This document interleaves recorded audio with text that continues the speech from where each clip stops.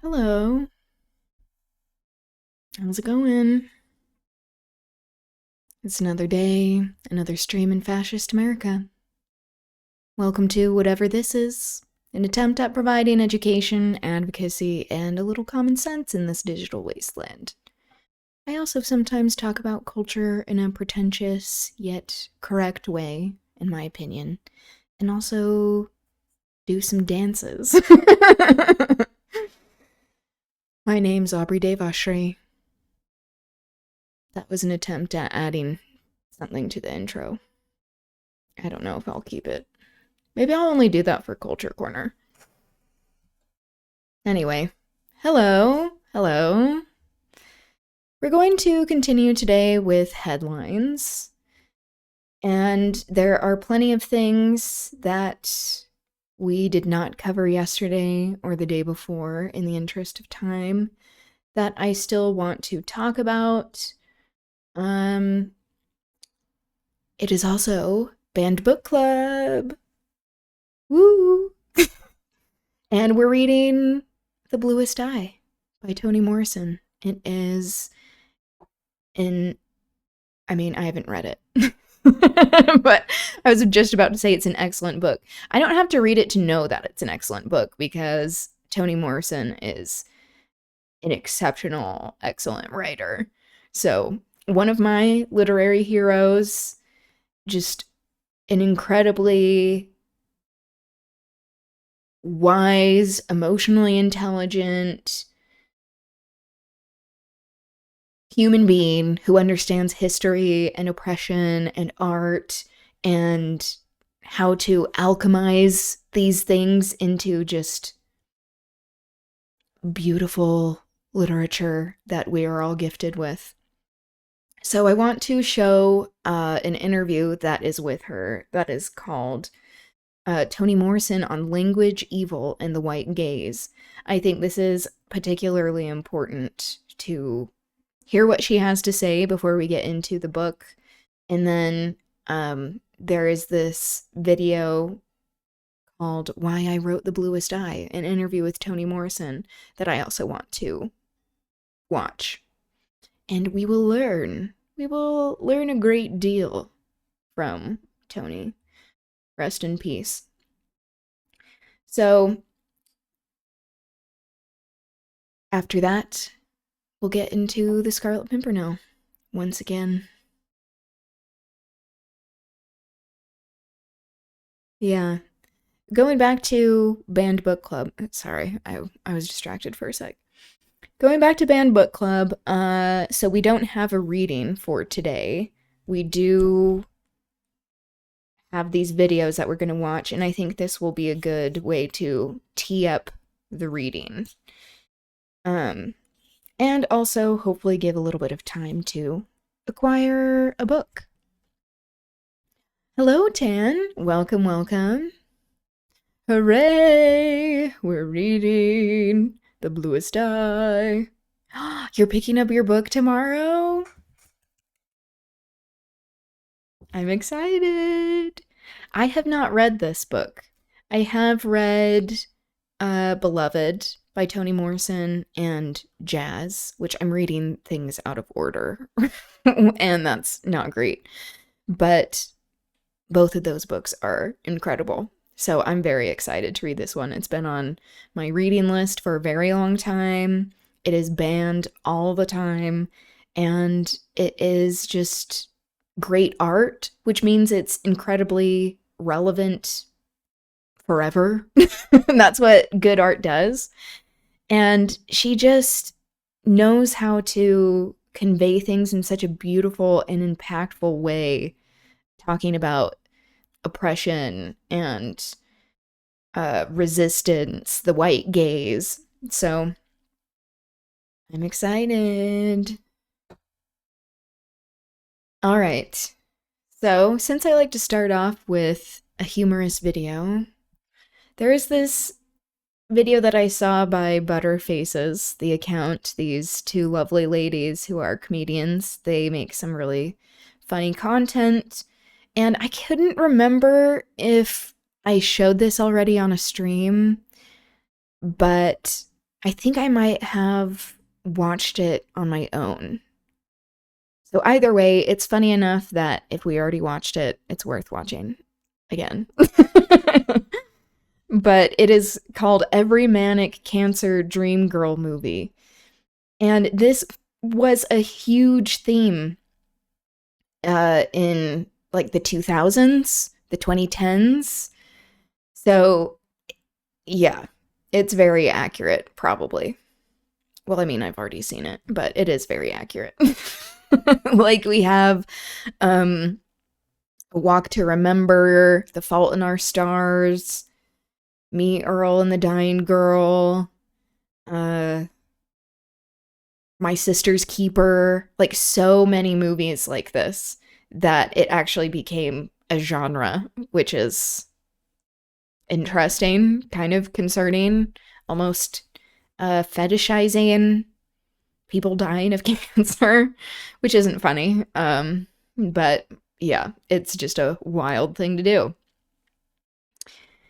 Okay, let's get into it, shall we?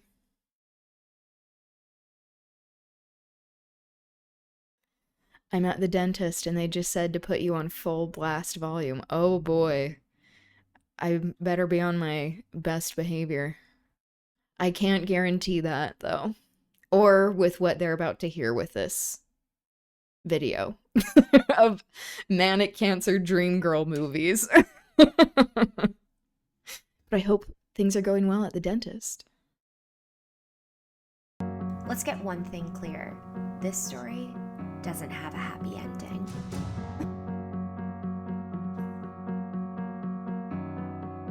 Can I be your lab partner?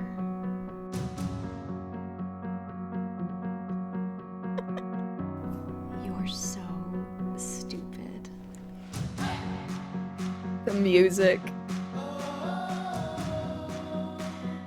I heard from my partner that Gen Z, they're calling this kind of music stomp and holler.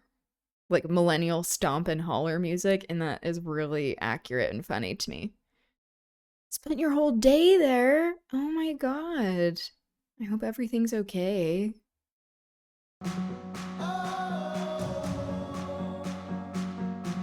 Where they just like look at each other the whole time.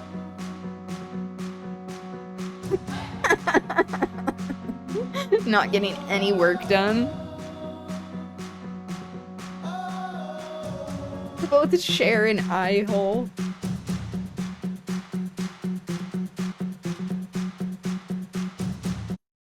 Yeah, even more of these movies. Saturday is a blast. Yeah, because it's your weekend. Good.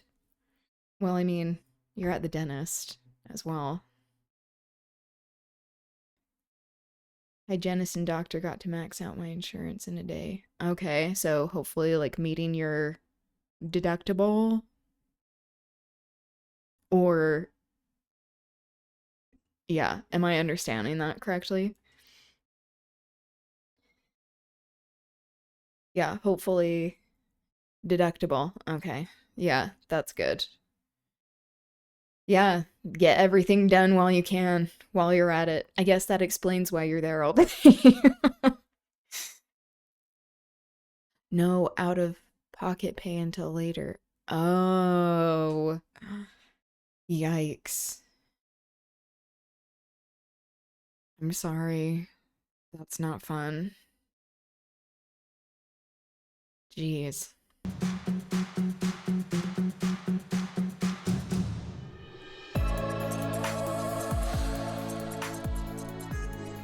Oh, wait. I'm also chewing with my mouth full. Or speaking with my mouth full. That's impolite. He said, no out of pocket pay, not no out of pocket pay. Okay, I understand. Misinterpreting things over and over again. Thanks for coming with me to this karaoke bar that's 18 and under before 10 p.m. I love you. I think we did watch this on a stream already. I don't believe in love. I don't believe the earth is round. I don't believe in a lot of things. Well, nihilism. Well, here's one thing I do believe in. Our love will grow. Every day that I'm on this road, The horrible singing. challenges of unknown. You're so stupid, is what she mouthed. Love will grow. Connie Britton, Christopher Walken.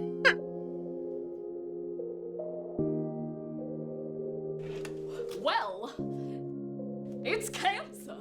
You have 3 weeks This left. Christopher to Walken live. impression.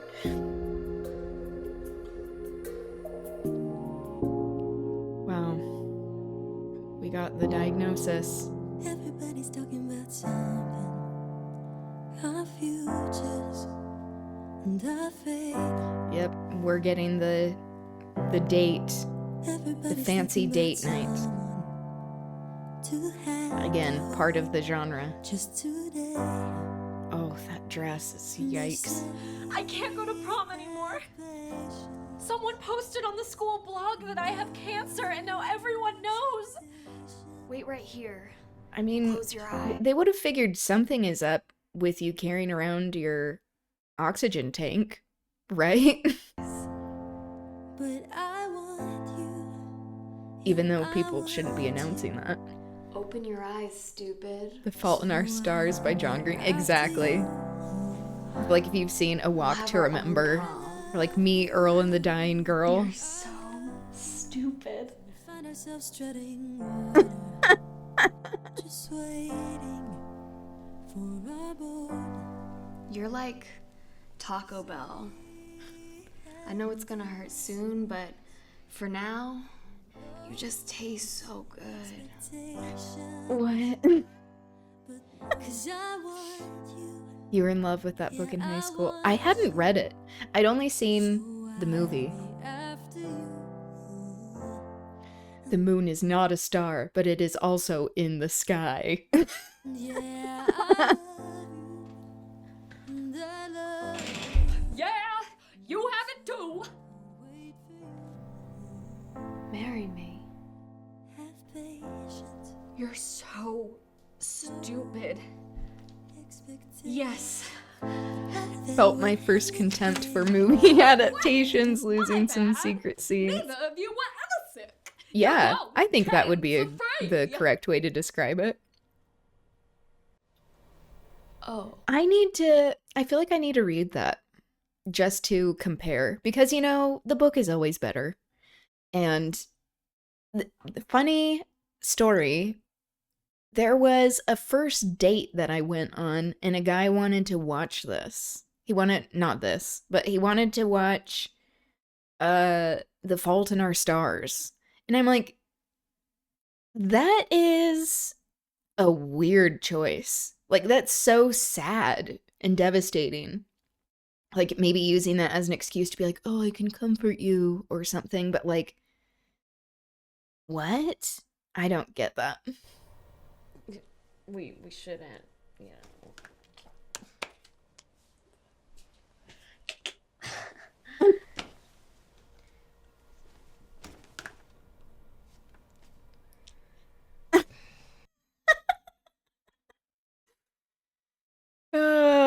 Okay. Book over movie? Yeah. Every time. Every time. The only iteration of this, the only example of this is the Book of Mormon not being as good as like some of these like Mormon spin-off shows. He wanted to, you know, he's married. Yeah, exactly. Oh, I've seen a lot of people go back and forth about the Met Gala, and I have some things to say about it. I think many people are looking at it as like this definitive issue, and like I do think there are many things wrong with the Met Gala, but there are people who are saying like thinking that like any criticism is like, oh, fashion is bad. It's like, no, it's not about fashion being bad. Like, we should support local fashion designers. Like, we should embrace like the beauty of celebrating clothing and art that way. But the criticism is high fashion. Anything that has like the high in front of it, like high art, is inherently classist. And like there's a huge price point that many people cannot afford. So it is automatically like excluding so many people from the art form, and that is intentional. That's, I think, something that we need to address. And we also need to talk about how there is a fashion industry, which is different than like style and like fashion in general. And the fashion industry is co-opted by capitalism. So that's my take. Anyway, this is Democracy Now! We'll get into the headlines of today, finish up with some of these other videos that we didn't get to yesterday, and then get into Banned Book Club. Welcome to Democracy Now!, democracynow.org, the War and Peace Report. I'm Amy Goodman. Oh, that sax at the beginning of that was going wild. Has announced he's pausing the so-called Project Freedom operation in the Strait of Project Hormuz, saying Death. there's, quote, great progress toward a complete That's what and I've landed final on calling agreement, unquote, with Iran.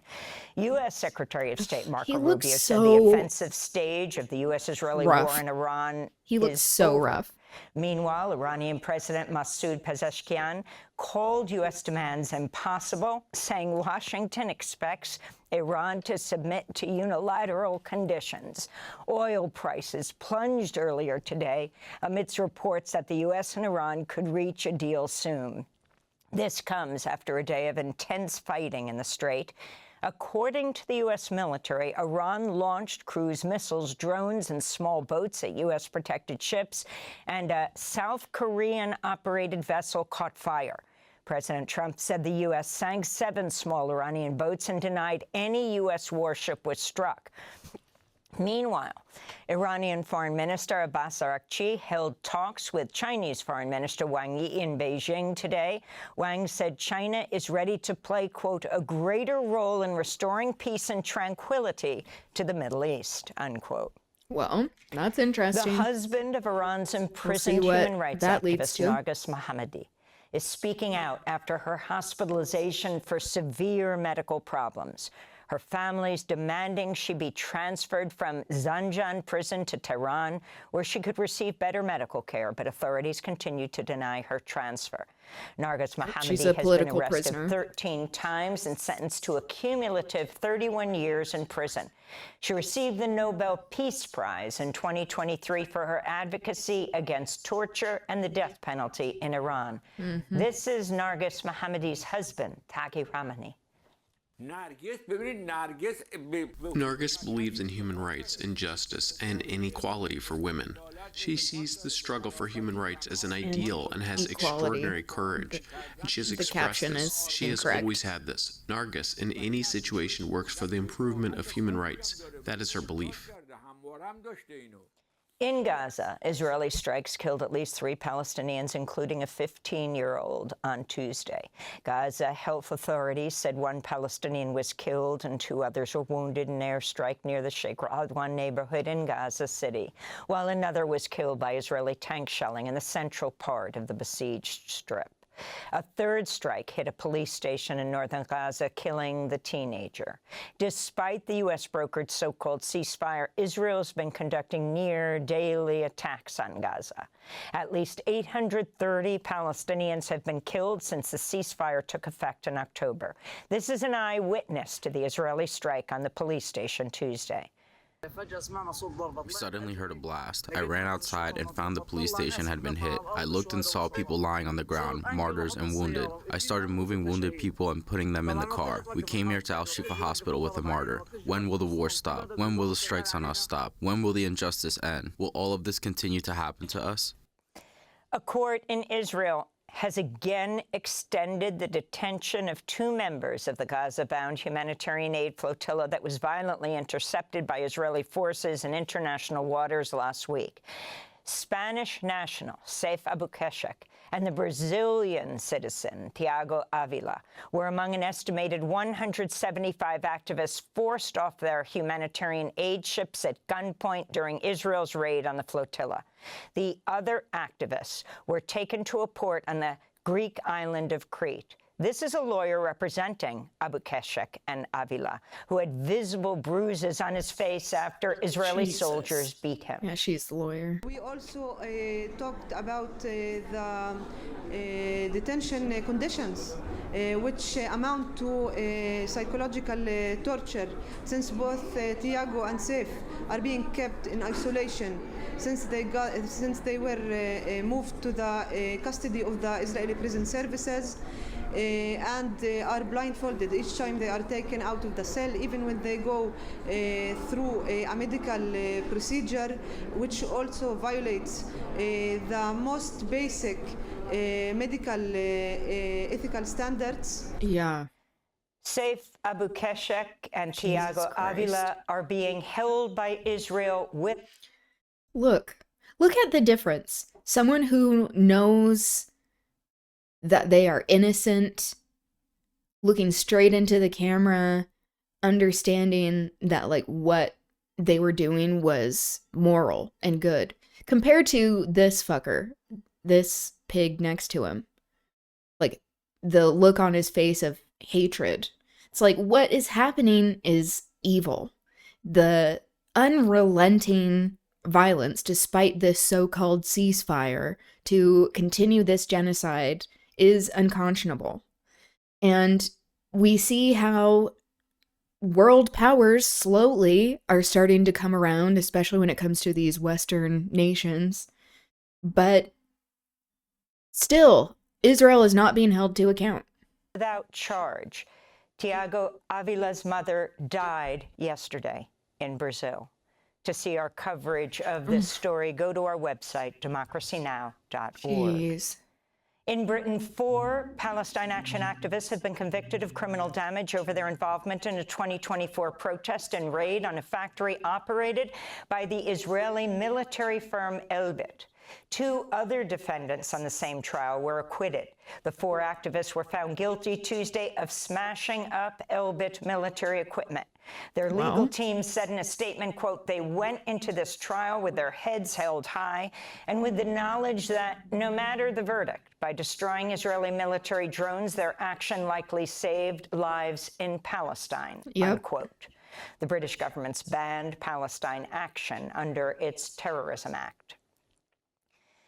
30 House Democrats sent a letter to U.S. Secretary of State Marco Rubio urging the Trump administration to publicly acknowledge Israel's undeclared nuclear weapons program. Led by Democratic Congressmember Joaquin Castro, the lawmakers wrote, quote, "Congress has a..." I'm not even familiar with that name, Joaquin Castro. He's making moves to be more prominent in the party, apparently. This is an interesting innovation. I was not expecting this to be happening, but I mean, it is welcome.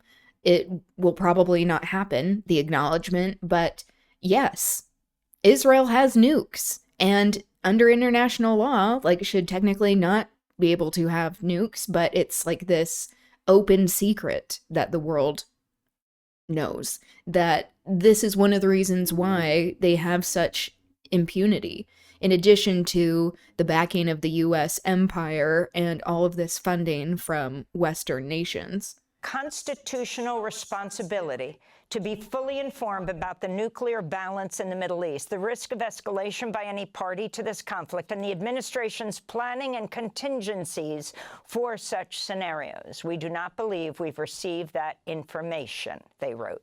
The letter breaks a bipartisan policy of silence on Israel's nuclear program dating to a secret 1969 agreement between President Richard Nixon and Israeli Prime Minister Golda Meir.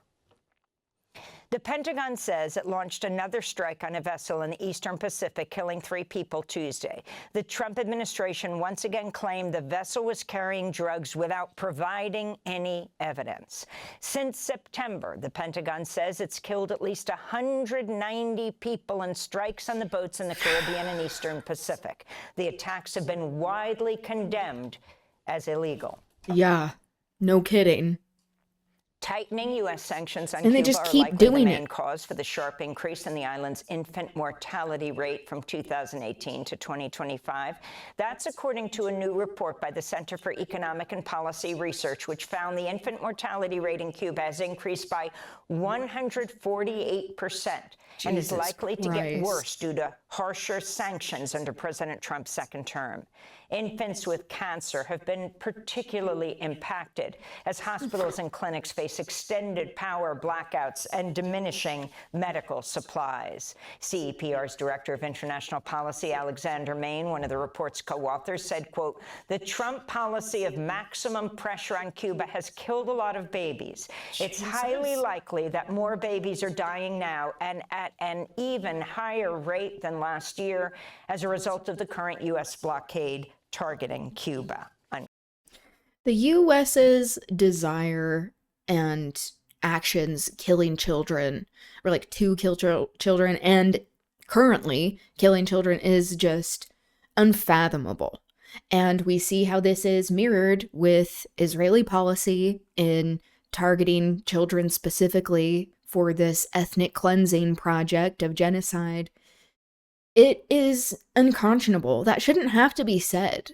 And that is like part of the design of this. It is to strangle the population, like quite literally, to make it so that they do not have more generations growing up that can resist what is happening, and that eventually they'll just be like, okay, fine, take over Cuba. It's evil. And I'm not someone who is religious, but like, there are such things as morality and immorality, and it's immoral. Quote.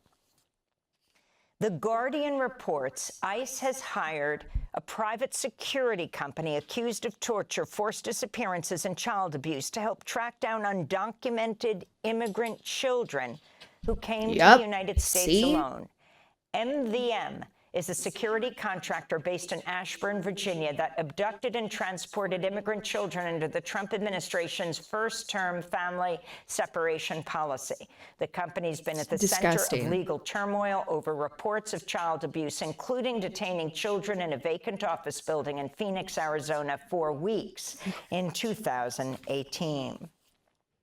A CNN report has found the Department of Veterans Affairs opened investigations into multiple staffers who attended vigils at VA clinics and hospitals nationwide in honor of Alex Pretty, who was shot and killed by Border Patrol agents deployed to Minneapolis in January. Pretty was an ICU nurse at the Minneapolis VA Medical Center. Union leaders have called the probes a witch hunt. Senate Republicans unveiled a $70 billion immigration enforcement package Monday that includes $1 billion for the Secret Service tied to Trump's White House ballroom project. Oh my God. The Trump administration is You mean the Secret Service, that they're like deeply incompetent, have not been able to protect him with all of these attempts? I think, especially the one in Butler, I think that was staged. Because Trump is not someone to have any sort of courage and be like, yeah, pumping a fist in the air. No, he is deeply self-interested. And at a time when he is physically hurt or in danger, he would not be like, the people need this. I think it was staged, as do many people. But some people are like, well, that's a conspiracy. I'm like, okay, what if we find out years down the line that they staged all this stuff? Then it's not a conspiracy, because they do this shit. We know that they do this shit. And this is the same Secret Service as well that we just recently found out that someone who was part of the Secret Service was recently found masturbating in public. So, like, this is what they're doing. They are being paid to be sex criminals and to be violating people's consent, to be endangering the public, and to be horrible at their jobs. So it's probably just another way for them to siphon off money somehow. The East Wing renovation would be privately funded and cost taxpayers nothing. But Democrats called the bill a giveaway, noting the bill's language is broad enough to cover the entire ballroom construction. Senator Jeff Merkley of Oregon, the top Democrat on the Budget Committee, said Republicans were, quote, ignoring middle-class needs and funneling money into Trump's ballroom while throwing billions at two lawless agencies, unquote. In Indiana, Trump-backed challengers unseated 5 Republican state senators who'd voted against his redistricting plan last year, with the incumbents losing by double digits. Roughly $12 million was spent on advertising across the 7 contested state Senate races, most of it from Trump-allied outside groups. In Ohio, Vivek Ramaswamy won the Republican gubernatorial primary and will face Democrat Amy Acton, the state's former public health director, in November. Former Democratic Senator Sherrod Brown won the state's Democratic Senate primary. And here in New York, dozens of activists staged a protest in front of the Philippines. Yeah, we do not need Ramaswamy in that position. Just very much with the Brahmin mindset of ethnic religious superiority. He has run into a lot of bigotry. Surprise, surprise. Anyone could have told him that, but like, fascists don't want to listen to reason at all. And like how we talk about Hindutva and fascism in India, Hinduism being used as this oppressive means to specifically target Muslim people, but other religions as well, to reinforce the caste system, that this is just exported with all of these Brahmin people who are fascist, who believe in Hindutva, and they are in these prominent positions in the current fascist administration or pursuing positions. And he just can't be the governor. That would be horrible. And I don't think, I mean, I'm honestly kind of surprised he won the primary because of how racist people are. But yeah, I really hope that he does not win.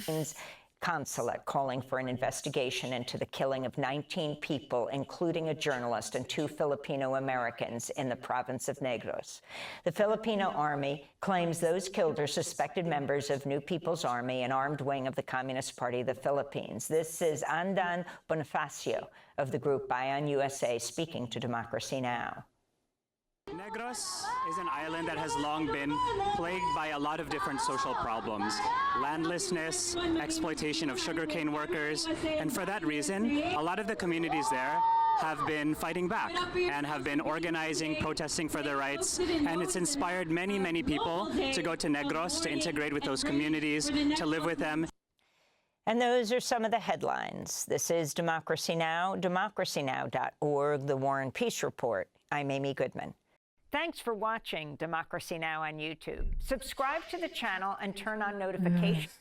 Amy Goodman does great reporting, but yeah, she actually is honest about what's going on in the world, and naturally that's depressing. So I wanted to show this video as, you know, a little bit of a palate cleanser, but already we see this headline not being accurate, saying breakdancing is helping children in Gaza find relief from trauma of war. It's not war. It's genocide. It's occupation. It's illegal and immoral. Also, we have to clarify that what they are describing as breakdancing also includes more like a traditional Palestinian dances. So this is from more of like a colonized Western perspective, just to make that clear.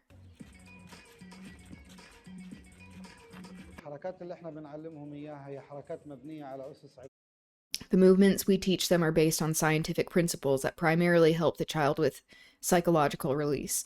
Dancing is so good for people.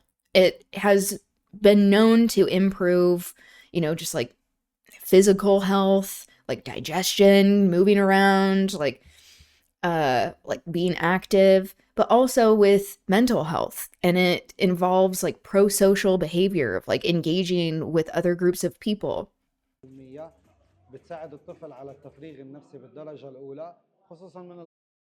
So this is Fayez Sarraj, the instructor. Bless him. Like, truly. I mean, I don't believe in angels, but like, that is an angel doing incredible work. He said, especially from the difficult situations we experienced during the 3 years of war, of genocide. Many children face PTSD, and we have a significant role in activating the child and moving them from an atmosphere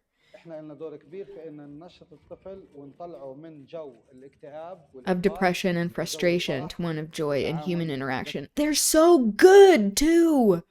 Oh my god. Look!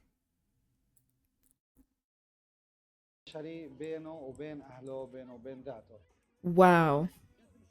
وانا باجي على هذا المركز لانه اكتشفت انه عندي موهبه البريك دانس وباجي هنا برضه اطلع الطاقه السلبيه. Okay, that's more breakdancing. You're saying that she enjoys breakdance?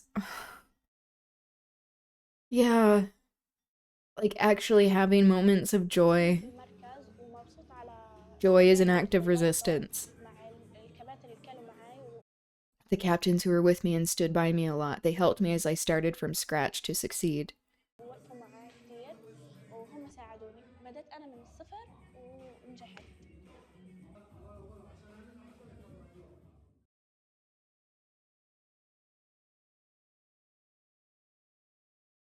Okay. Yeah, I want to look at the comments.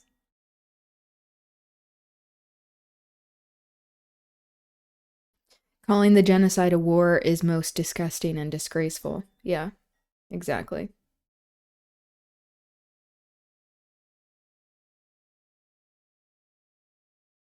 Trauma work.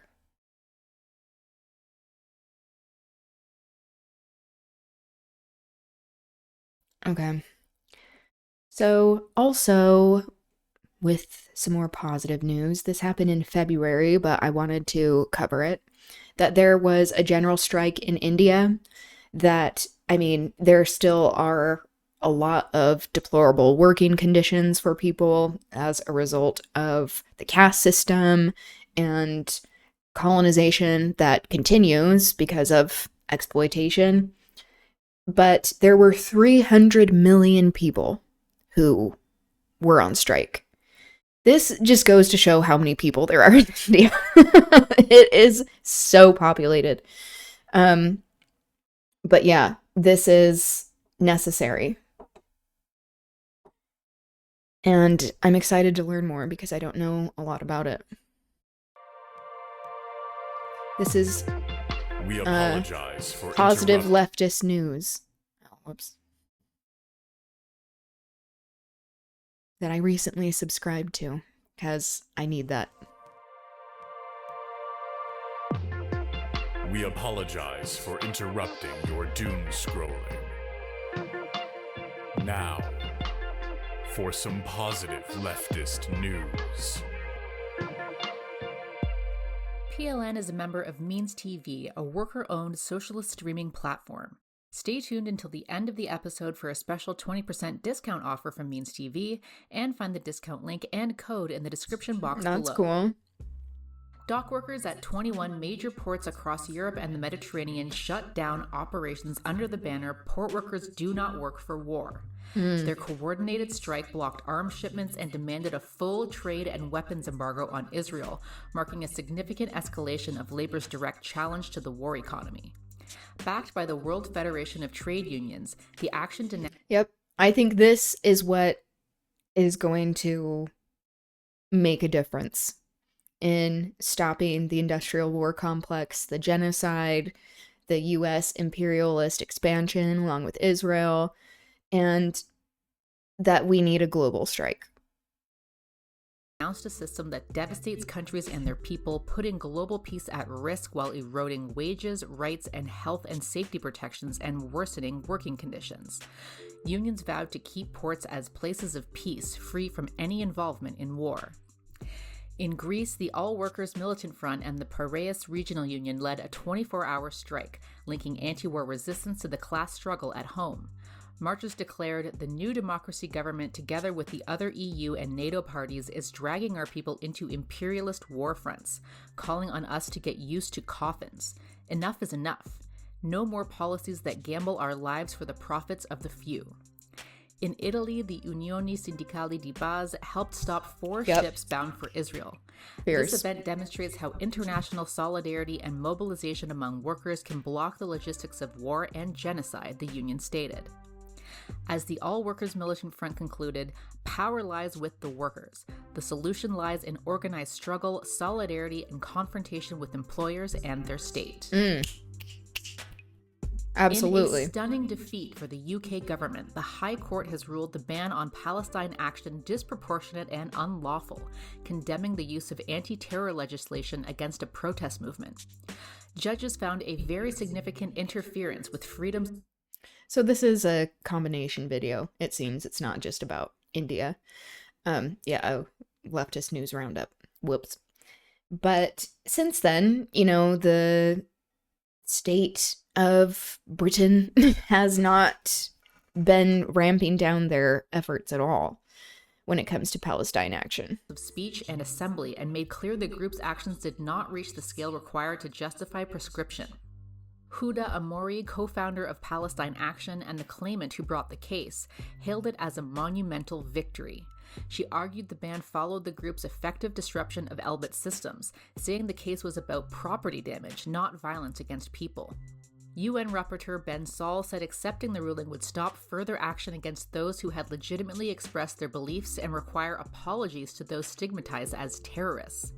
Zach Polanski declared it is time for the government to stop criminalizing the people protesting a genocide. Yep. Home Secretary Shabana Mahmood said she was disappointed and vowed to appeal, doubling down even as the court rebuked the state's attempt to equate direct action against the arms trade with terrorism. More than 2,500 people arrested under the ban now stand in legal limbo. The ruling delivers a rare blow to the expansion of counter-terror powers, and a powerful affirmation that the resistance will not accept being outlawed. The international coalition of activists behind the Global Samud Flotilla has announced a mass land and sea mobilization to challenge Israel's blockade of Gaza, with the 2026 spring mission set to depart from Barcelona on March 29th. The launch was unveiled at the Nelson Mandela Foundation in South Africa, signaling a new phase of coordinated global resistance. Organizers say the mission aims to break Israel's illegal siege, deliver humanitarian aid, and stand with Palestinians in their pursuit of justice, safety, and sovereignty. Sumaira Akdeniz Ordu, a leading organizer, announced an unprecedented scale of participation. We are so just as a reminder, this sail is time with from February, participants, so a few months more than ago. 1,000 doctors, nurses, and health professionals, and over 100 boats. We are inviting participants from every nation, from every country. Past flotillas organized by the Global Flotilla Coalition have been intercepted by Israeli forces in international waters, resulting in arrests and deportations, but the movement continues to grow. Mandla Mandela, grandson of Nelson Mandela, drew direct parallels to the anti-apartheid struggle in South Africa. Wow, he looks so similar to Nelson. That crisscross the global Nelson community in Mandela. support of our cause. We come together in the global flotilla, acknowledging that collectively across the globe, we can isolate apartheid Israel just as we did apartheid South Africa. With thousands preparing to sail, organizers are transforming solidarity into direct action against siege, occupation, and apartheid. In a victory for grassroots activism, Scotiabank's subsidiary, 1832 Asset Management, has sold its remaining shares in Israeli weapons manufacturer Elbit Systems Limited. The divestment follows months of public outrage and escalating protests, including high-profile disruptions at the Giller Prize, which the bank sponsors. Activists targeted the financial ties because of Elbit's central role in supplying military equipment used in the assault on Gaza. As recently as November, 1832 held roughly 165,000 shares valued at $84 million. In 2021, it controlled more than 2.2 million shares. The bank had previously distanced itself from responsibility, claiming it did not directly hold the stock and could not interfere in the independent decisions of its asset managers. The sell-off marks a clear retreat under public pressure. It underscores a growing international campaign to sever financial ties with companies profiting from occupation and bombardment, and shows that organized protest can force even major financial institutions onto the defensive. Yep. The Brooklyn Navy They need to Yard, feel a former Navy continuous shipbuilding pressure. facility that is now a major center for art, business, and urban manufacturing in Brooklyn, has evicted a drone manufacturer that contracts with Customs and Border Protection, the Israeli military, and the Israeli weapons manufacturer. I didn't know about after this. more than a year of activists demanding action. While Easy Aerial was listed as a fine art and photography business, government records showed the company has millions of dollars worth of U.S. Air Force contracts, a contract with CBP for drone operator training, and Israeli soldiers have been captured on video using an Easy Aerial drone for military operations. Activists organized against Easy Aerial for over a year under the banner of Demilitarized Brooklyn Navy Yard, holding protests, leading email and phone campaigns, and speaking at board meetings. The group stated on Instagram, implementing a multiplicity of tactics including direct action, political education, worker outreach, and deep community organizing worked to materially impact the supply chains of imperialism, Zionism. Yep, this is what it takes. Saying the multiplicity of tactics, a diversity of tactics is what it takes. It has to be pressure from all sides of protesting, but coming with demands, and it has to be unrelenting. Like, the protests have to provide that pressure where they are afraid of the optics, they're afraid of what happens if demands are not met. We see that they're employing direct action, political education. That is so important in even making it so that people are aware of what's happening, especially in the US when we are deeply uneducated and ignorant on many things. That education really is imperative to keeping this resistance going and making it so that we have more movement. Worker outreach, so, unionizing and striking, community organizing, that really shows that the people there are knowing their stuff. They are effective because of the very strategic moves that they've been making. And fascism. Our victory against Easy Aerial is not the result of politicians like Zoran Mamdani and Lincoln Ressler. This was the people demanding, fighting, organizing, and using their power. Yep. A new international solidarity mission, the Nuestra America Flotilla, is preparing to sail to Cuba next month, bringing critical food, medicine, and supplies to people suffering under the U.S.-imposed blockade. Yeah, so that already happened. The Trump administration's move to cut off all oil to the island is strangling the island, cutting off fuel, flights, and critical supplies for survival, creating deadly consequences for newborns, the elderly, and the sick. The flotilla is framed as both a humanitarian effort and a revolutionary act of defiance. By mobilizing peoples across the Caribbean and beyond, the mission seeks to break the siege, save lives, and defend Cuban self-determination. Organizers emphasize that the initiative is more than a delivery of aid. It is a growing movement of international solidarity that invites unions, grassroots groups, and activists worldwide to join in. The call Good is luck. urgent. Supporters Sending are asked to help fund the mission, provide supplies, you and amplify positive the campaign. healing To support, energy. please go to nuestraamericaflotilla.org. Amid the deep energy and economic crisis Hopefully imposed by this US sanctions, isn't Mexican adding President Claudia stress Sheinbaum has announced to that the Mexico is ready to serve experience. as an air bridge to Cuba, allowing planes to refuel and maintain flights to the island. The move aims to ensure the continued delivery of humanitarian aid, which Mexico has already begun sending and plans to expand. While the shipments have not included oil, the air bridge will facilitate logistics, tourism, and broader cooperation, helping Cuba to mitigate the severe impacts of US-imposed shortages. The initiative frames regional solidarity as a direct challenge to the imperialist blockade and coercion. Sheinbaum emphasized respect for Cuban sovereignty and international cooperation, rejecting U.S. restrictions that exacerbate the suffering of the Cuban people. And in a powerful demonstration of resilience, Cubans once again took to the streets to affirm their commitment to the revolution and to defending their sovereignty. Thousands of students marched through Havana to honor Cuba's national hero, José Martí, on the 173rd anniversary of his birthday. The march turned into an act of defiance against U.S. threats. Chanting Cuba Libre, they pledged to continue defending not only the island, but all peoples oppressed by imperialism across the Americas and Free the world. Cuba. They affirmed that despite the desperate escalation of U.S. intervention, the revolution will not fall. Across dozens of Italian cities, It's an attempt to portray a society that had a lot of robust socialist and communist policies and parties that were very effective.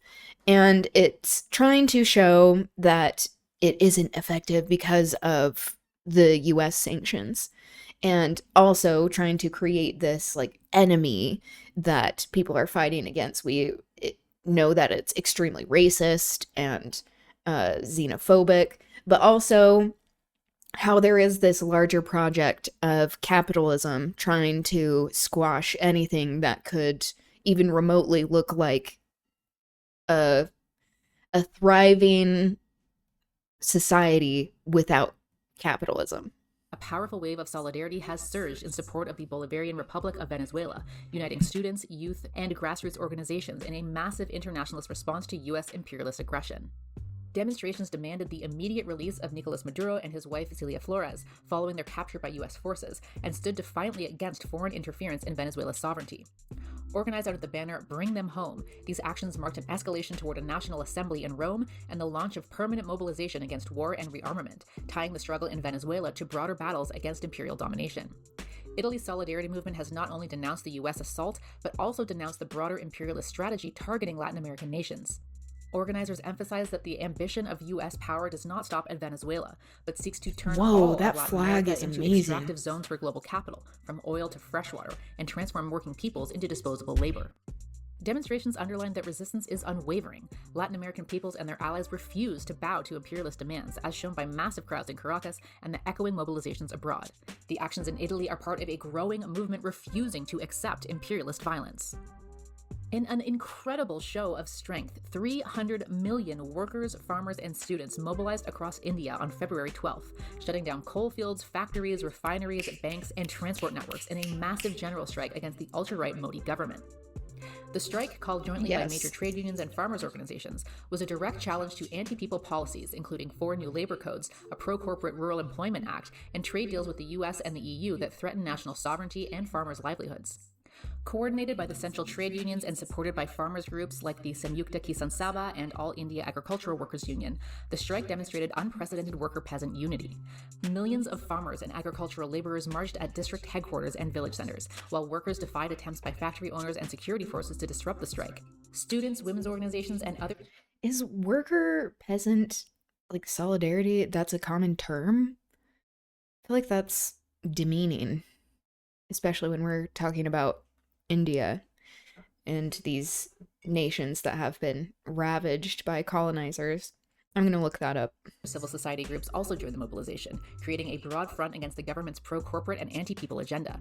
In states such as Kerala, Odisha, and Tripura, most businesses were shut in solidarity, and demonstrators filled government offices, streets, and public spaces with flags, banners, and chants demanding justice. Central leadership from the CTUs and SKM addressed gatherings in Delhi at the state secretariat and Jantar Mantar, calling the strike historic and warning that if the government failed to meet workers' and farmers' demands, larger and longer strikes would follow. Major demands included the withdrawal of the trade deals with the US and EU, repeal of the new labor codes, restoration of the MGNREGA Rural Employment Program, and reversal of anti-farmer laws such as the electricity and seed bills. Solidarity with the Worker-Farmer Alliance. Hundreds of thousands of workers, students, farmers, and activists took to the streets across Pakistan on February 8th in a nationwide strike called by the TTAP, confronting the conservative government's policies and defending the popular will. The strike marked the second anniversary of the 2024 national elections, widely thought of as rigged to block the mandate of jailed former Prime Minister Imran Khan. Factories, offices, and transport ground to a halt in Lahore, Karachi, Islamabad, Peshawar, Quetta, and other cities, while torchlit marches blazed through the streets. Participants wore black badges as a symbol of resistance, defying attempts by security forces to suppress the uprising. Hundreds of organizers were detained, but the movement pressed on.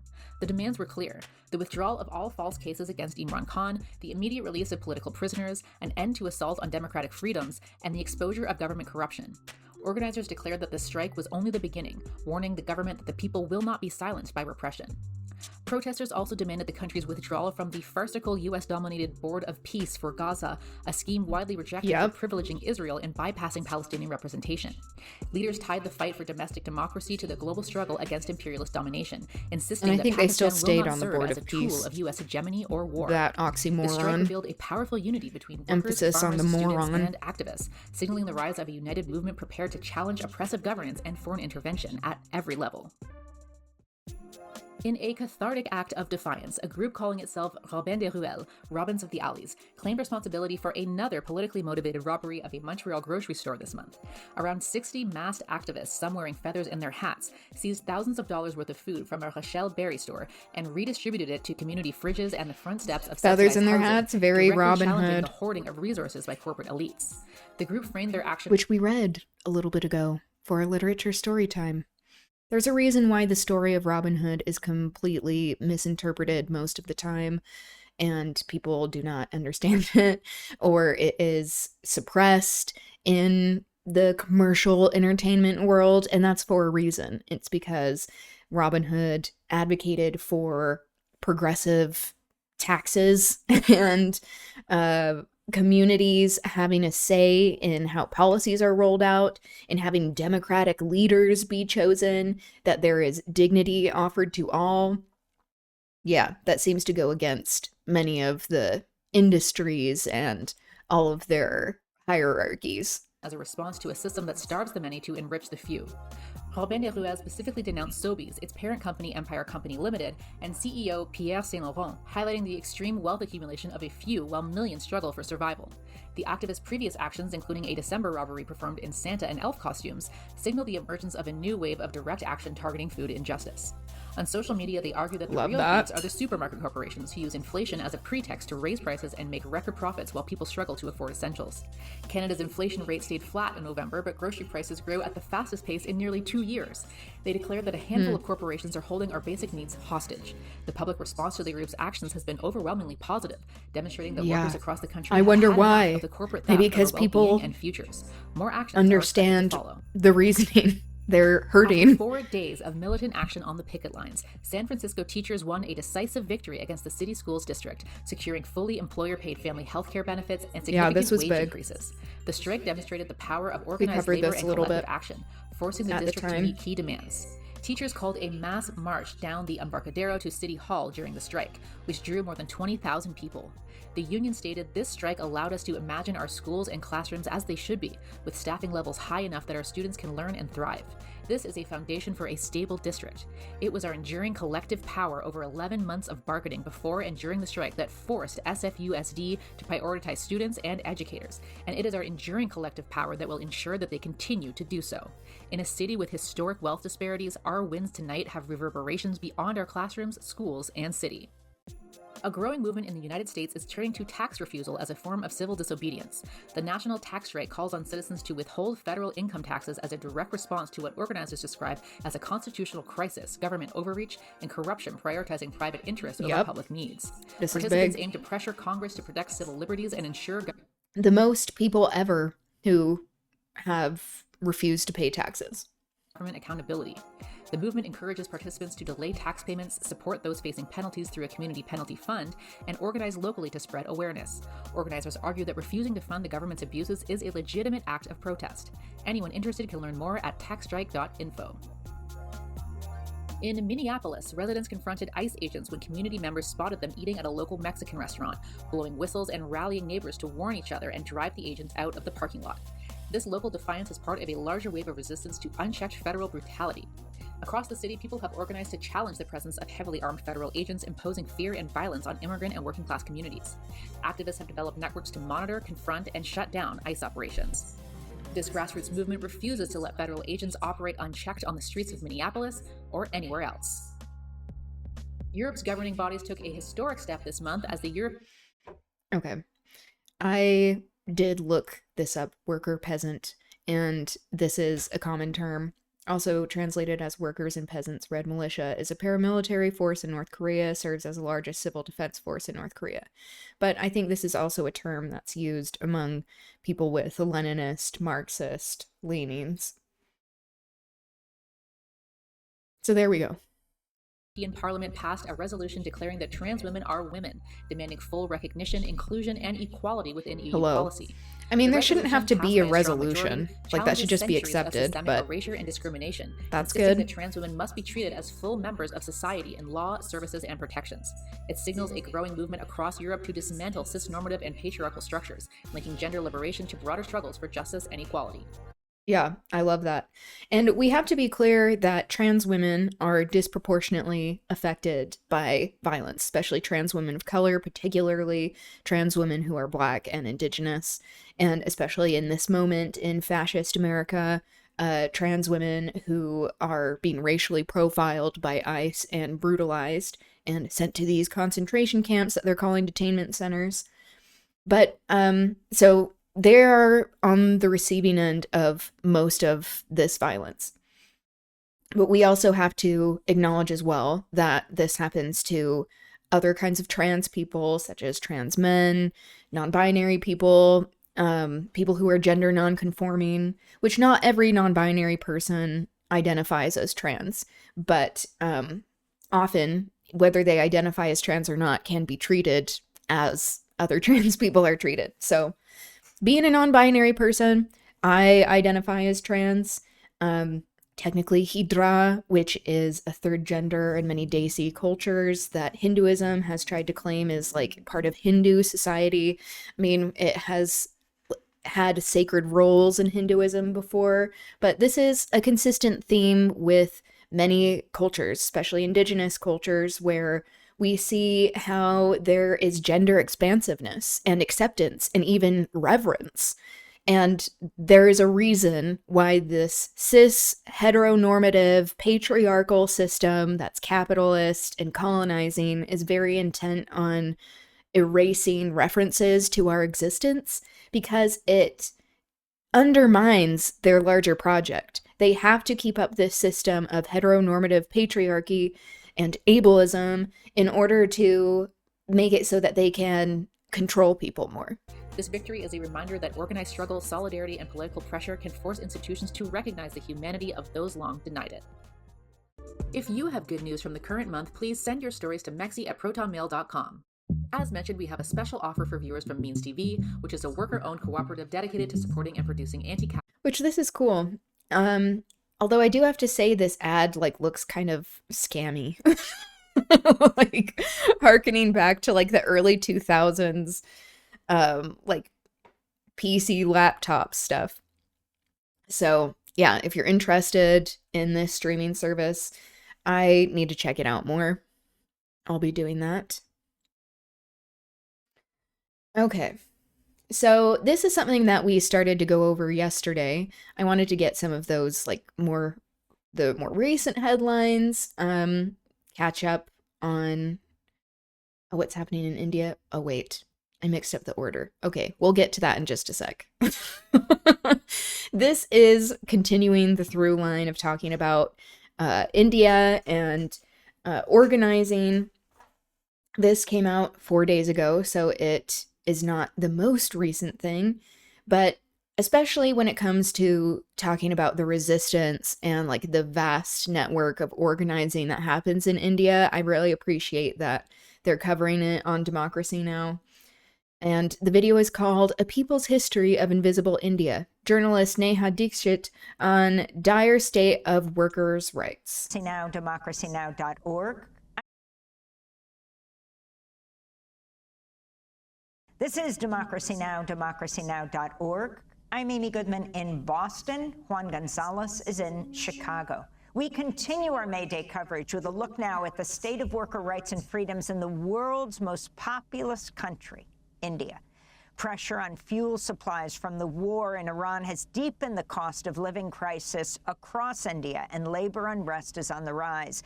Last month, the industrial hubs around the capital city of New Delhi saw some of the anger boil over.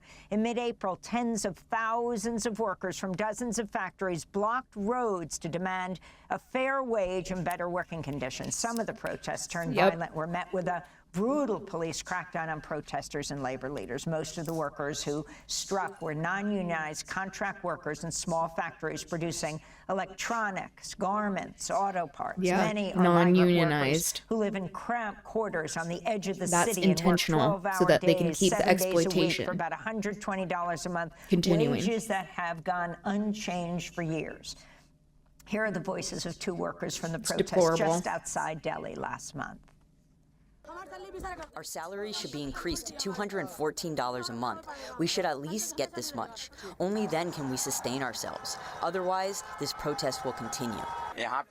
We are here protesting just for a salary hike.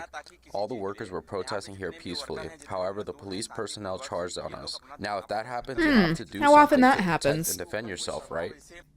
When the pigs More than are constantly brutalizing 90% people of who are India's fighting for workers are human employed dignity. in the informal sector. That's according to the International Labor Organization. Income inequality is extremely high. The richest 1% of Indians hold 40% of the country's wealth, while the bottom half of the country's population own only 6.4% of its wealth. That's caste. For more on the state of labor and rights in India, we're And the joined effects by of Neha colonial Dixit, extraction. an award-winning investigative journalist, author based in New Delhi, recipient of the 2019 International Press Freedom Award from the Committee to Protect Journalists.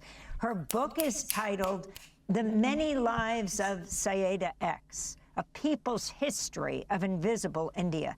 Joining us from Shrewsbury, just outside Boston, a stop on her U.S. book tour. Thanks so much for being with us, Neha. If you can start off by laying out your people's history of invisible India and talk about who Sayeda X is.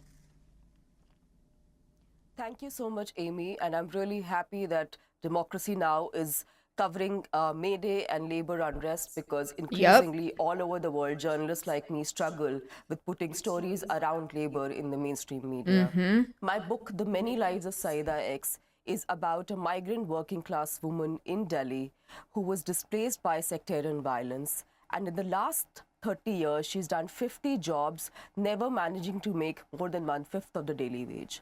And I do want to say that Sayeda is the person right now who shells all the California almonds, who makes garments for a lot of US global corporations. She's also the one who's making exam blue books that are making a return in various universities. These are the people who are from the most socioeconomically marginalized classes in India. Most of them are from the indigenous communities, which are Adivasis or Dalits or Muslims. And what has happened over the years is global corporations, when they started moving and outsourcing manufacturing to countries like India, a huge cheap female labor economy came up, where workers like Sayeda are paid per piece, and they're called home-based workers instead of getting a time-based wage, which could be around 12 for every 8 hours of work. So people like Sayeda work for 12 to 16 hours, making all these things for global corporations, but never getting paid. And Neha, I wanted to ask you about the impact on the Indian working class, especially of the current war, the war in Iran, the global disruption in fuel supply, what that's doing to the Indian masses as well. I want to say that I've spent the last few weeks in the US, and I was looking at how life is not so much disturbed for people in the US. There is a moon mission, and meanwhile there are also drones being sent to Iran.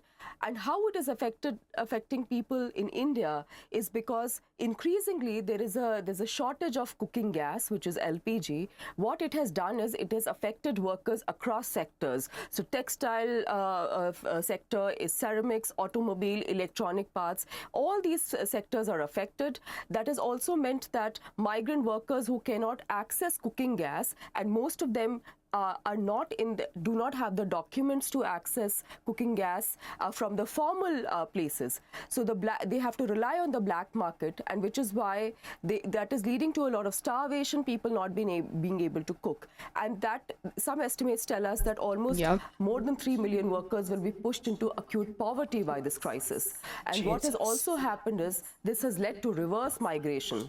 Almost 60 million workers in India are migrant workers, and this is an old figure from 2011 because we still don't have the new ones from the government. And what it means is that if they do not have access to this cooking gas, they're all forced to go back to their villages. That has also led to a number of strikes. In the recent past, we saw 10 days back, there was a strike in one of the outskirts suburbs of Delhi, which is Noida, where the workers were demanding $300 per month, a raise from $200. That led to arrests of almost 300 workers on the same day. I also want to remind that this is a state, Noida, which is part of Uttar Pradesh, the most populous state in India, which has the size of the population of Brazil. And this is also the state that suspended labor laws during COVID for 3 years, saying that it's going to boost economy. So I want to say this because these are times where constantly various governments in India and the central government have been trying to dilute labor laws. They have tried to introduce new labor codes that restrict strikes, that promote. Go the people, power to us. Yes, exactly. Power to the people.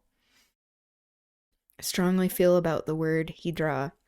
Interesting. Yeah, how do you feel about it? Hire and fire policy that promote entrenchment of workers without any notice. And there have been constant protests and strikes against this. Could you talk as well about the comparisons in terms of leadership in both countries, in India and the United States, both led by authoritarian right-wing leaders, and the growing income inequality in India? I want to remind that no we worries. had a recent Did report everything in go India well? which said Are you that doing all right? only 10% of Indians can buy non-essential items. So this is the kind of disparity we are looking at. Inequality as it is at a historic high. We have a prime minister. Using it against you? Yep. I'm sorry that happened to you. Fasting for 24 hours. Damn. Will you be able to eat soon, hopefully? I mean, I know getting all of this dental work done, that will inhibit that out of my own volition. Oh, that's rough. But yeah, I'm glad you brought that up because like a lot of these words that we're reclaiming, like the word queer, and like hydra, they historically have been used to justify violence and oppression of queer people. And by reclaiming these words, we defang them a bit. It doesn't mean that like they can't still be used in harmful ways, which I'm sorry that happened to you. But yeah, this is the history of language being used to incite violence against people, to demean people, and how we try to take that power back. I was laughing and I was saying that every once in a while, at least your president holds a press conference and then you can debate about hopefully what he after the says. hour passes. Our prime minister hopefully has you can not eat held soon. a press conference in the last 12 years since he's been in power. In fact, Taliban came to India and held a press conference, but our prime minister refused to speak. And this is also a time where there is a certain valorization of very hyper-masculine politics, where aggression, where abuse, where hate crimes, where bigotry have been normalized and become part of the popular parlance. Our prime minister every once in a while keeps talking about his chest size and how it's when he knew he was 56 wrong to inches say and it. how it's Wow. going to save everyone, and how in the same context, which I mean that doesn't like undo the damage, you know, but language that has been I think that's a good perspective to have by various ministers and various people in power without ever taking into account what is it that people who are from the socioeconomic margins, what are they facing. If you can just like continuing with that thought, it's like another example of this is like the word like mariposa in Spanish often can be used in a derogatory way or used as a slur towards queer people, especially femme men, gay men, queer men, and that now it is more of an identity where people are like, yeah, I'm mariposa, and what? Talk more, Neha, about the inequality and but people can still in use India, it which you say in is at a harmful way. high. I want to give an example of Saida. and how it is also related to California, let me explain that increasingly, like you spoke about, 90% of the workers are in the unorganized sector. Most of the women, and there are various intersections here as well, which is the intersections of caste, class, and gender for migrant workers, which is very important to take into account the moment we start talking about labor in India. So what is happening is, for example, Saida is a person who shells California almonds. So California produces 80% of the world's almonds. What happens is that you can't automate the shelling of these almonds because the seed is going to break. So what happens is there is a transnational supply.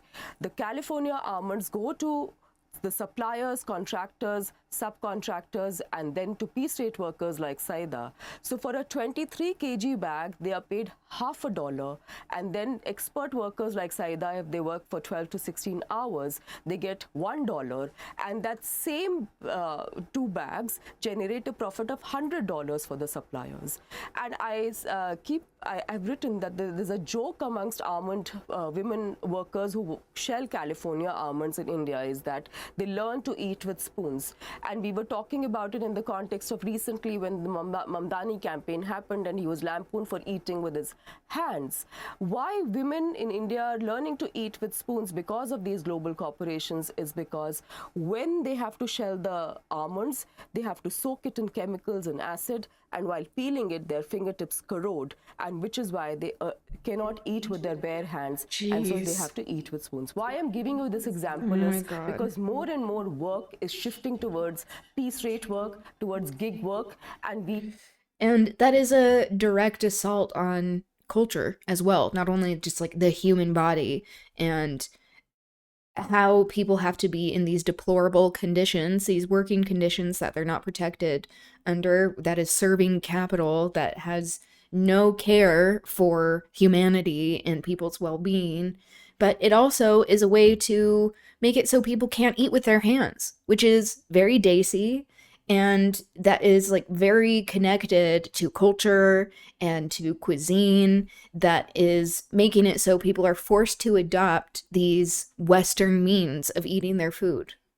We have no actual attempt or political will to fix this. Our governments is constantly, like I said, diluting labor laws, not taking into account these practices, and the fact that it is also constantly disenfranchising people from socioeconomically marginalized communities. So there are various intersections that put people on this in this acute poverty situation without ever having any structural support from the government to rise above their situations. And you mentioned marginalized community. I'm wondering if you could comment on the situation of Muslims within India. Some 9 million people, Muslims in recent state elections have been disenfranchised. Yes. So if I just tell you, when I talk about socioeconomically marginalized communities, every third Adivasi person and every second Muslim and every second Dalit person in India are poor. What has happened is that the government has introduced a special intensive which is called SIR. What they have actually done is that they've started checking electoral rolls to disenfranchise people who do not have documents. And most of the people, if sounds I use familiar. the recent example of West Bengal, where 9 Fascists million doing people have fascist been shit. put out of electoral lists by saying that they have not met the qualification to vote in these elections. What they have done is, for example, they have said that people who had parents who were 16-year-old and had more than 5 children, which was very common in the earlier past, they are not part of this electoral list. They've also called it a logical discrepancy. A lot of Muslim majority constituencies are affected. Almost half of the voters have been deleted in these constituencies because of this process. They have also said that, critics have said that it's been unconstitutional. Yeah. So I do want to say it is very systemic in the way people have been put out of electoral rolls and stripped of their citizenship rights. Thanks for watching Democracy Now! On YouTube. Subscribe to the channel and turn on notifications to make sure you never miss a video. And for more of our audience-supported journalism, go to democracynow.org, where you can download our... So that was some of the background of workers' rights and struggle in India. We'll keep track of that. This is a video that I started to talk about yesterday, where there is a temporary restraining order granted protecting Pesla, which is indigenous land, sacred indigenous land. So let's get more information on this. And this was, okay, 19 hours ago. I should maybe refresh. It's probably going to do that thing.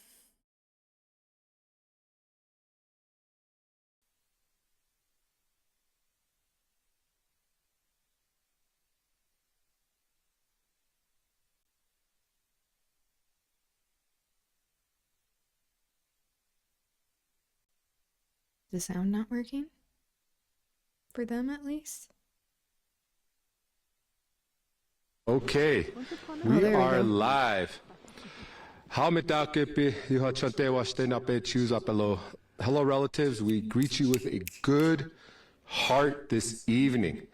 We are here at Pesla, where we have set up a protector I wasn't camp, pronouncing that correctly. where we have successfully stopped drilling at 2 drill pads, and we have an update. Just a few minutes ago, we got word that we won in court. We have been granted what's called a temporary restraining order on any further drilling activity. This is what we wanted. This is what we asked for. And now we have 2 weeks. In 2 weeks, there will be what's called a preliminary injunction hearing to go over the merits of the case. This restraining order that we filed for was filed by us and by Clean Water Alliance and Earthworks, and also the tribes here in South Dakota also filed a lawsuit as well and asked for a temporary restraining order. And this is a huge victory. This is a big win for the people, for Unchi-Maka, for Mother Earth, for our continued fight for land back, our continued fight to protect Mother Earth, and to create a just world for all people, for clean water. And it only happens because people are willing to stand up. It only happens because people are willing to be brave, to put themselves on the line, not for profit, but for what's right, for what's true, and what's just. And so this is a big win. Everybody who's been supportive, give yourself, a hand, give yourself a pat on the back. None of this happens because of just one individual. It happens because we have teams of people, because we have communities, because we have sovereign native nations standing up as well. And so we could not be more happy. We could not be more proud. Now, part of the next steps is just because a restraining order has been granted, we know from past experience that doesn't always stop a drilling or mining company. And so the next step is to ensure, with monitoring, that there is no further drilling activity during this 2-week period until we can get to that injunction hearing. Seeing if they actually honor so it. that is going to be the next step, is how do we make sure and ensure that the earth is continued to be protected. Colonizers have a tendency to not honor treaties, like ever. That Unchi-Maka is continuing to be protected, that Pesla is continuing to be protected. And so I'm going to hand it over to Val, who's been my little sister, my tongshi in this, and you know, she's been a leader and just someone that I really look up to. Good evening, relatives. Good afternoon. As a mom, as an auntie, just reminding myself like why we do this and why we all do this. This is a huge win for our future generations to come. And this is only the beginning. And we know that in order to stop this, we have to continue to stand up for what is right and defend the earth, defend water, defend what is right for our young people, for our future generations to come. I think that we couldn't, and I know that we couldn't have done this without all the love and support from everybody. And we know that this is bigger than Peshla. We know that this is bigger than the battle here at our sacred sites in the Black Hills for Ocheti Shakoi. We know this is happening all over the nation. And so this is a huge win for all of us. And we're going to continue to fight. We're going to continue to stand up for what is right for future generations to come. And again, we just want to say, Lila Wopila Tanka Echichie, from the bottom of our hearts. This is what had to be done, and we thank you. I want to hand it over to our young relatives too, because we know that we couldn't have done this without our young people at our side, at the center of all of this. And so I'm going to hand it to one of our young folks that has been here since the very beginning, to hand him to say some words on behalf of the youth. Help me dock up with my relatives. It's been an honor to be here and witness how powerful the people are whenever we come together. This wouldn't have happened if we stood on the sidelines and been idle. We stood up and we took a stance and we told them no. And we just like to appreciate all the relatives who had sent their prayers our direction. We'd like to give a shout out to all this power that was sent to our direction, because it really uplifted our spirits and told us that this fight is worth it. And we're just honored to be part of history. Help me, Dr. Oyase. We heard that term, Mitakoye Oyase, which means we are all related. And we hope I love that. that That's our so relatives powerful. throughout this continent, everywhere, are able to have victories like this, to be able to stand up for your sacred places, to stand up for those things that are important for you. And so there's a fight here to protect this sacred place, but there are other sacred places under attack as well. And we all need to continue to work together, to support each other, because at the end of the day, it's not just about one nation or one tribe.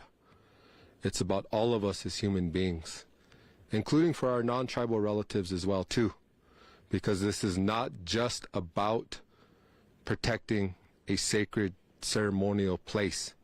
It's also about protecting clean drinking water. And that's something that everyone has an interest in.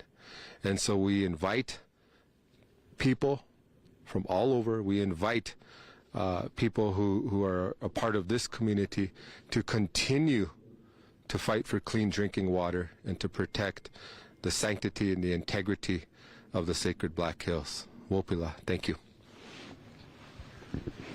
Can I get an Akisha? Can I get a Lily? Wopila Tanka Chiche relatives. Very cool. Okay.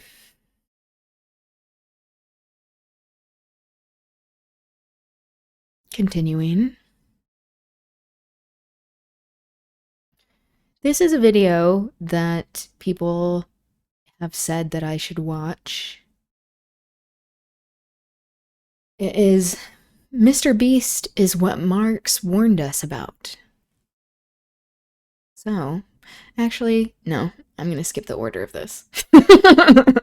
Let's watch this video from the Majority Report of U.S. troops are abandoning their bases in the Middle East. I had not heard this. I know that there are a lot of people who are defecting. There are people who are becoming conscientious objectors as well. So this is great news. We need to have this kind of resistance when it comes to the imperialist violence that's happening. I've also speeded this up a bit. I may have to refresh this again.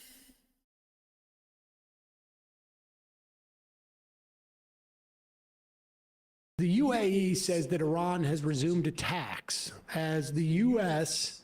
is attempting to reopen the Strait of Hormuz. It is unclear. Trump announced a Project Freedom, and then the administration walked it back. In the meantime, in the hours before Trump announced Project Freedom, somebody placed a $720 million bet on shorts, on oil shorts. And as soon as he announced Project Freedom, price of oil drops. Great time if you've actually placed some shorts on the price of oil to buy oil to resell at a higher amount. Trump's administration walks it back. I mean, this whole thing could just be like, and Exxon and Chevron, I think it is, announced that they would not be increasing production because why would they? It cost them, I'm going to make up numbers just to show you the dynamic. They sell oil at $50 a barrel. It costs them $20 to extract it, $10 to ship it, $10 to refine it. I'm just making up those numbers. And they sell it for $50 and they make $10. I'm sure the numbers are higher, the margins, but this is just to help me with the math. And then the price of oil shoots up to $100 a barrel. And it costs them $20 to extract it, $10 to ship it, maybe $15 now because it's going all around the world, and $10 to refine it. And then all of a sudden, they're not making $5-10 a barrel. They're making $60 a barrel. And then the price of oil goes up even higher. And they're like, oh, you know those, the drilling that we stopped because it was too expensive? Because instead of $20 to extract it, it cost us $40? Well, now that the price of oil is at $115, we can spend $40 on the price of oil. And we can just go to full refining capacity. Once they hit refining capacity, they're done. And they have no excuse. You know, they're like, we can't do it. But we can't help it that our oil is being bid up to $160 a barrel, or some people are saying maybe $200 a barrel in the future. We'll see. But this is the dynamic. Meanwhile, it turns out that the Secretary of Defense, nay War, or Secretary of War, nay Defense, I don't know how he goes. War. Has been lying to the country as to what Iran was able to do in the early days. What? This administration lying? No. I know this is going to come as a shock, but we're all on this sarcasm train. Or so that we have spent at this point, whatever, I don't know, the official record is probably close to $30 billion at this point. Very likely is a severe undercount if we ever intend to rebuild our bases, which you know, of course, they do. Here is this report from CNN. Allies in the region, there's a dilemma. In some ways, Iran's show of force makes the U.S.'s presence in the region even more necessary to Gulf security. But there's a new reality here, which is that U.S. military installations, previously seen as formidable fortresses, have turned into sitting targets. As a Saudi source told me, the war has shown Saudi Arabia, that's the U.S.'s longest-standing Arab ally, that the alliance with the U.S. cannot be exclusive, and it is not, in their words, impregnable. To get a sense of just how vulnerable U.S. facilities have become, have a look at this. It's the war room at Qatar's El Udeid Air Base, the theater command and control hub for U.S. air power across 21 nations. Struck not just once, but twice, and according to a U.S. source, causing significant damage. The base had been largely evacuated at this point, and no casualties were reported. Iran's visibility over its targets has never been clearer. In 2024, according to the Financial Times, Tehran secretly acquired a Chinese satellite, known as the TEE-01B, a massive upgrade from its own satellites. That means that Tehran went from looking at images of this quality to this. This is the first time America has fought an adversary with satellites that capture high-res imagery, almost as detailed as its own. As the scale of the damage comes into focus, many will wonder whether America's presence, once a protective shield in the Middle East, has turned into its Achilles heel. Tamar Al-Khablawi, CNN, London. All right, responding to CNN's findings, a Pentagon official said the Defense Department does not discuss damage assessments, but U.S. forces remain fully operational with the same readiness and combat effectiveness. CNN also understands from its sources that the vast majority of U.S. troops evacuated their positions in the Middle East, with many working from the relative safety of hotels and apartments in the Arabian Peninsula. Wait a second. Wait a second. Military hotels? Brian, you were in the military, right? Yes, I was. What are these military hotels? Are they saying barracks? Or are they saying... Or the Hilton Human Shield? Yeah, I haven't... Or are they saying they are hiding amongst the civilian population? That sounds familiar to me. Well, good thing there's nothing in recent precedent that would make those be unsafe places for people to... You know what also sounds familiar to me is the downplaying of damage from Iranian strikes. This sounds familiar. It's like I it's didn't know almost that like he was in the the military. Israelification of Interesting. U.S. kind of foreign policy, although it's really just, according to many books and also just analysis of this, the Palestine Laboratory amongst it by Anthony Lowenstein. No, we test weapons technology and precedent within Gaza with Israel, and it's not just weapons technology now. It's literally like, what can we get away with? Israel does that for us, and so now we're just double tapping girls' schools and saying whoopsie.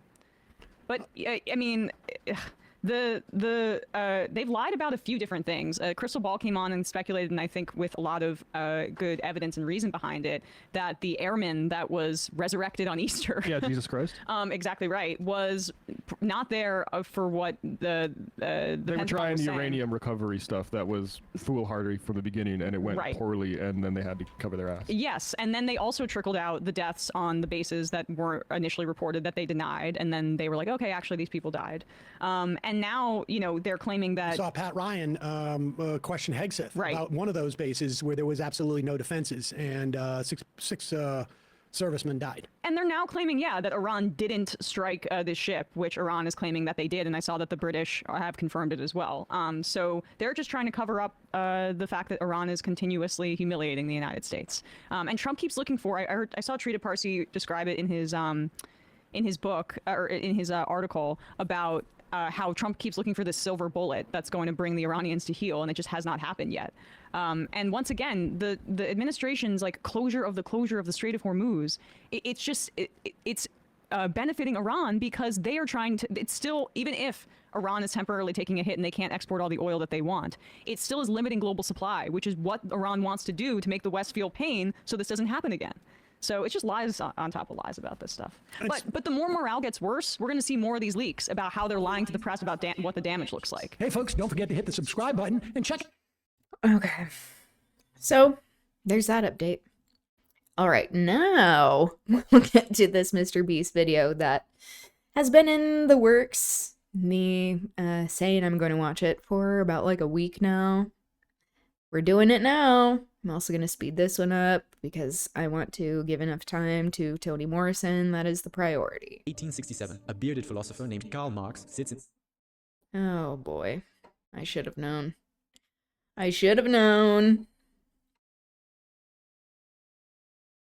It's the year 1867. A bearded philosopher named Karl Marx sits in the dim light of the British Museum, scribbling the foundational texts of Das Kapital. He is writing about a terrifying future where every human interaction is reduced to a cold transaction, a world where even kindness is a commodity bought and sold for a profit. He had no idea that over 150 years later, he would describe the career of Jimmy Donaldson, Mr. Beast, with frightening accuracy. We view Mr. Beast as the internet's greatest philanthropist, a modern-day saint who builds wells and pays for surgeries. But through a Marxist lens, Mr. Beast isn't the solution to capitalism's failure. He is its final, most dystopian evolution. He has perfected an economy where human desperation is gamified, and charity is no longer an act of mercy, but a high-yield digital asset. Marx warned us because that he profits off of it. Everything, even our empathy, would have a price tag. Mr. Beast didn't just find that price tag; he built a billion-dollar empire on it. I have thought this, and this is nice to get a Marxist economy Marx predicted over a century ago. Evaluation, officially. In the first officially. volume of Das Kapital, Marx Commodity introduces a concept that explains why Mr. fetishization. Beast's videos feel so mesmerizing yet so hollow. He wrote, "A commodity appears at first sight an extremely obvious trivial thing, but its analysis shows that it is a very queer thing, abounding in metaphysical subtleties A and queer theological thing, niceties." When you watch a Mr. Beast meaning video, what are you actually unusual. looking at? You see a suitcase filled with $100,000. You see a brand new Lamborghini. You see a house being given to a homeless family. To the average viewer, these are just good deeds. But to Marx, these are commodities in their most fetishized form. In a Mr. Beast production, money is never just a medium of exchange. It is a prop. It is a visual effect designed to trigger a biological response. Marx argued that commodity fetishism occurs when the social relationships between people are masked by the exchange of objects. Think about it. When Jimmy hands a random random person $50,000 for staying in a circle, we aren't seeing a social connection. We are seeing a person's value reduced entirely to the cash in their hand. We don't see the systemic poverty that makes that $50,000 a life-altering miracle. We only see the magic of the money itself. The money becomes a godlike entity that solves all problems, hiding the ugly reality of the labor and desperation that created the need for the money in the first place. Mr. Beast is not giving away money in the traditional sense. He is converting human struggle into a high-yield digital asset. Marx warned that in a capitalist society, all that is holy is profaned. The sacred act of charity has been stripped of its human soul and redesigned to satisfy a recommendation algorithm. It is the ultimate commodification. Kindness itself has become a product you can subscribe to. Human alienation. Marx's theory of alienation is perhaps his most haunting critique of how capitalism breaks the human spirit. In his economic and philosophic manuscripts of 1844, he wrote, "The worker becomes all the poorer the more wealth he produces, the more his production increases in power and range. The worker becomes an ever cheaper commodity the more commodities he creates." Now, look at a Mr. Beast challenge. A participant is placed in a white room for 100 days. Another is buried alive for 50 hours. Another survives in a wilderness for a week. On the surface, it's a game, but in Marxist terms, it is pure alienation. The participant is the worker, and their production is their own suffering. They are separated from their family, their environment, and their basic human needs, all to produce a spectacle for a global humiliation audience. Marx ritual. argued that under capitalism, the worker is alienated from their species essence, their true And people do it human out of nature, by placing desperation. people in sensory deprivation or extreme physical conditions just to pay off student debt or buy a house. Mr. Beast literally strips them of their humanity to see how much value can be squeezed out of their endurance. They aren't there because they want to play a game. They are there because they are economically coerced. I love this. In one I video, have a man thought stays in a this. circle for It's nice months to make have money for his someone family. We watch be his mental health presenting it. decline. We watch him weep. This is exactly what And Marx doing meant a when he great said job. the worker's labor becomes an object, an external existence that exists outside him, independently as something alien to him. The contestants' pain is no longer their own. It belongs to the Beast brand. It is a raw material like coal or iron, mined from the human psyche and sold to us as entertainment. The more the contestant suffers, the more wealth the video generates. They are a cog in a machine that requires their total alienation to function. They sell their life activity to obtain the means of subsistence, turning their very existence into a game of survival. Exchange value. To understand the genius and the horror of the Mr. Beast model, we have to look at how he treats human life as a balance sheet. Marx famously distinguished between use value and exchange value. In value, price, and profit, he noted, as exchange values, all commodities are merely definite quantities of congealed labor time. Take the video where Mr. Beast pays for 1,000 people to have cataract surgery. The use value of that act is immense. 1,000 people can now see. It is a genuine good. But in the logic of the channel, the exchange value is what matters. The cost of the surgeries is a variable capital investment. The congealed labor time is the months of planning and editing. The goal, to produce a thumbnail and a title that generates a surplus value of 150 million views. If curing 1,000 people only generated 100 views, the Beast empire would collapse. The mercy is only viable if it is marketable. This creates a terrifying feedback loop. Marx warned that capital must always seek Only to if expand it's because the marketable. cost of curing blindness or building 100 houses is so high, the next video must be bigger, louder, and more viral to pay for the last one. This is the commodified more charity exploitative. loop. It is a self-sustaining microeconomy where the viewer's attention directly funds the next spectacle of wealth distribution. You, the viewer, are the consumer of this charity. Your attention labor is what gives the video value, which the brand then harvests to buy more good deeds. It turns the audience into passive participants in a digital coliseum. We aren't being inspired to help, we are being conditioned to watch. Marx believed that the market eventually turns everything into a quantity. In the Mr. Beast universe, there is no quality of mercy. There is only the quantity of people helped versus the cost per click. It is a cold, calculated breakdown of the human heart into a spreadsheet. Capital accumulation. Marx's most famous command for the capitalist was accumulate, accumulate. That is Moses and the prophets. He understood that capital is not a thing, but a process. It has to move, it has to grow. If it stops, it dies. Jimmy Donaldson often says in interviews that he has $0 in his bank account because he reinvests every penny back into his videos. Mr. Beast ends every single month with $0 in his bank account. I mean, at the end of the day, I could spend less for videos if I want to. I'm just focused on making the best videos possible, period. I don't care about making money. I don't care about time. I don't care about anything. I just want to make the best videos on the planet. But at any point, if I was like, oh, I need to stop losing money, I'd,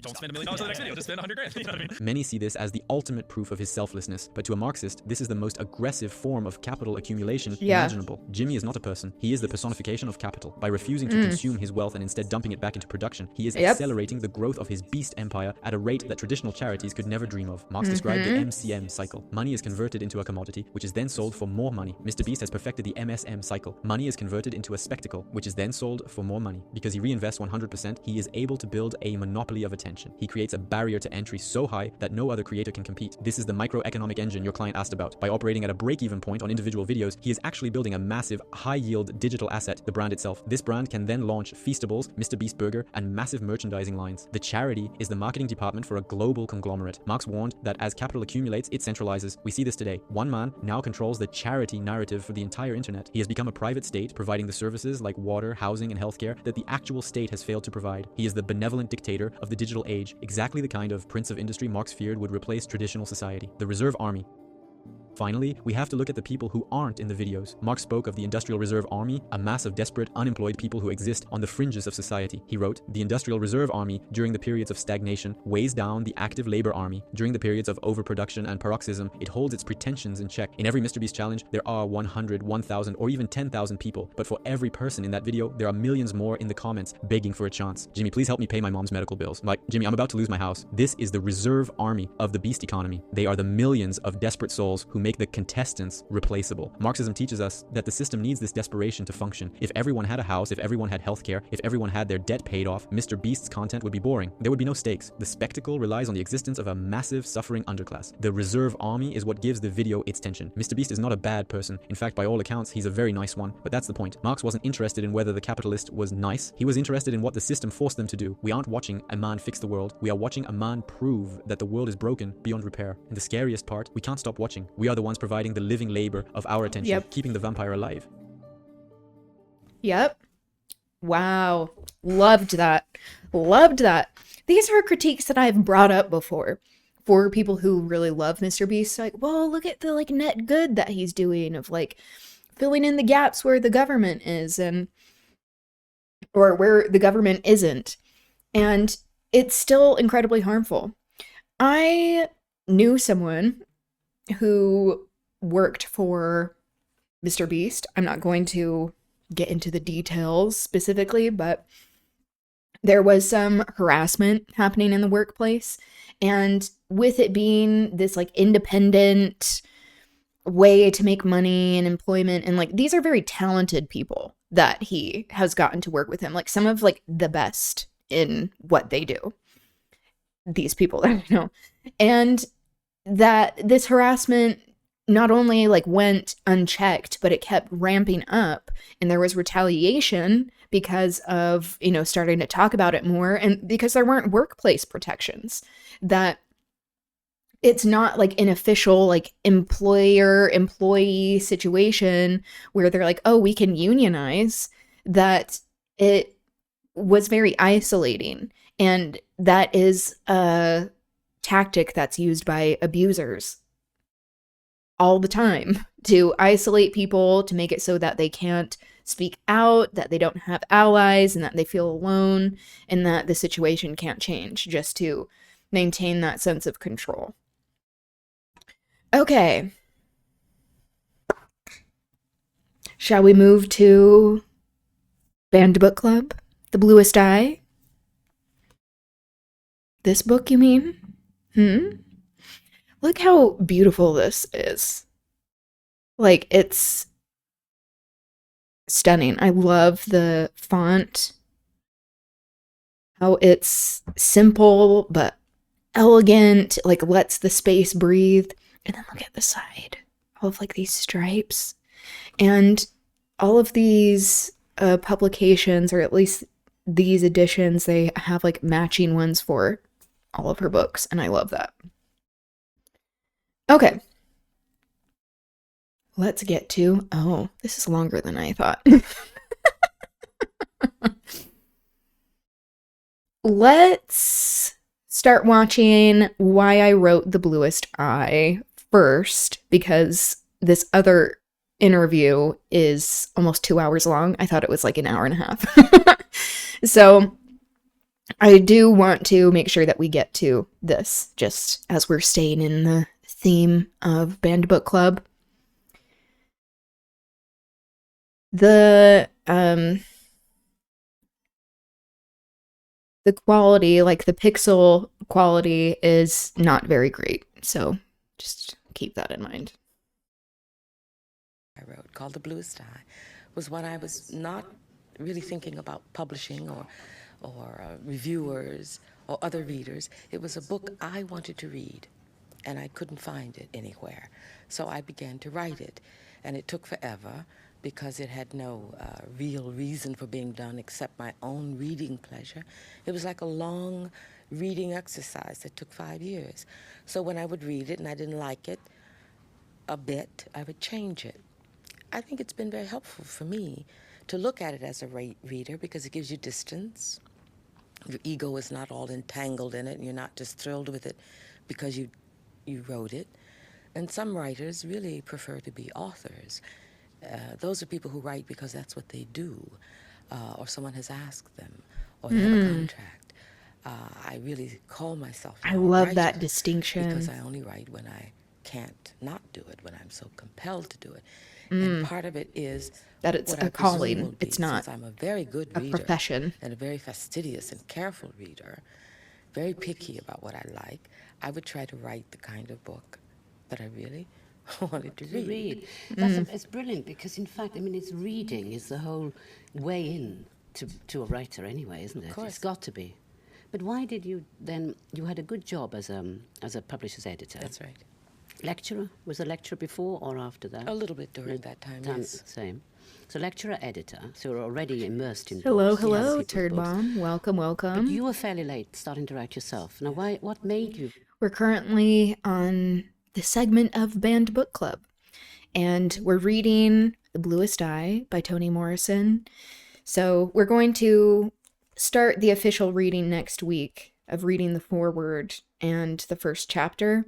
So there's still a little bit of time if you're interested to get your own copy or ebook, whatever. But I mean, no pressure, obviously.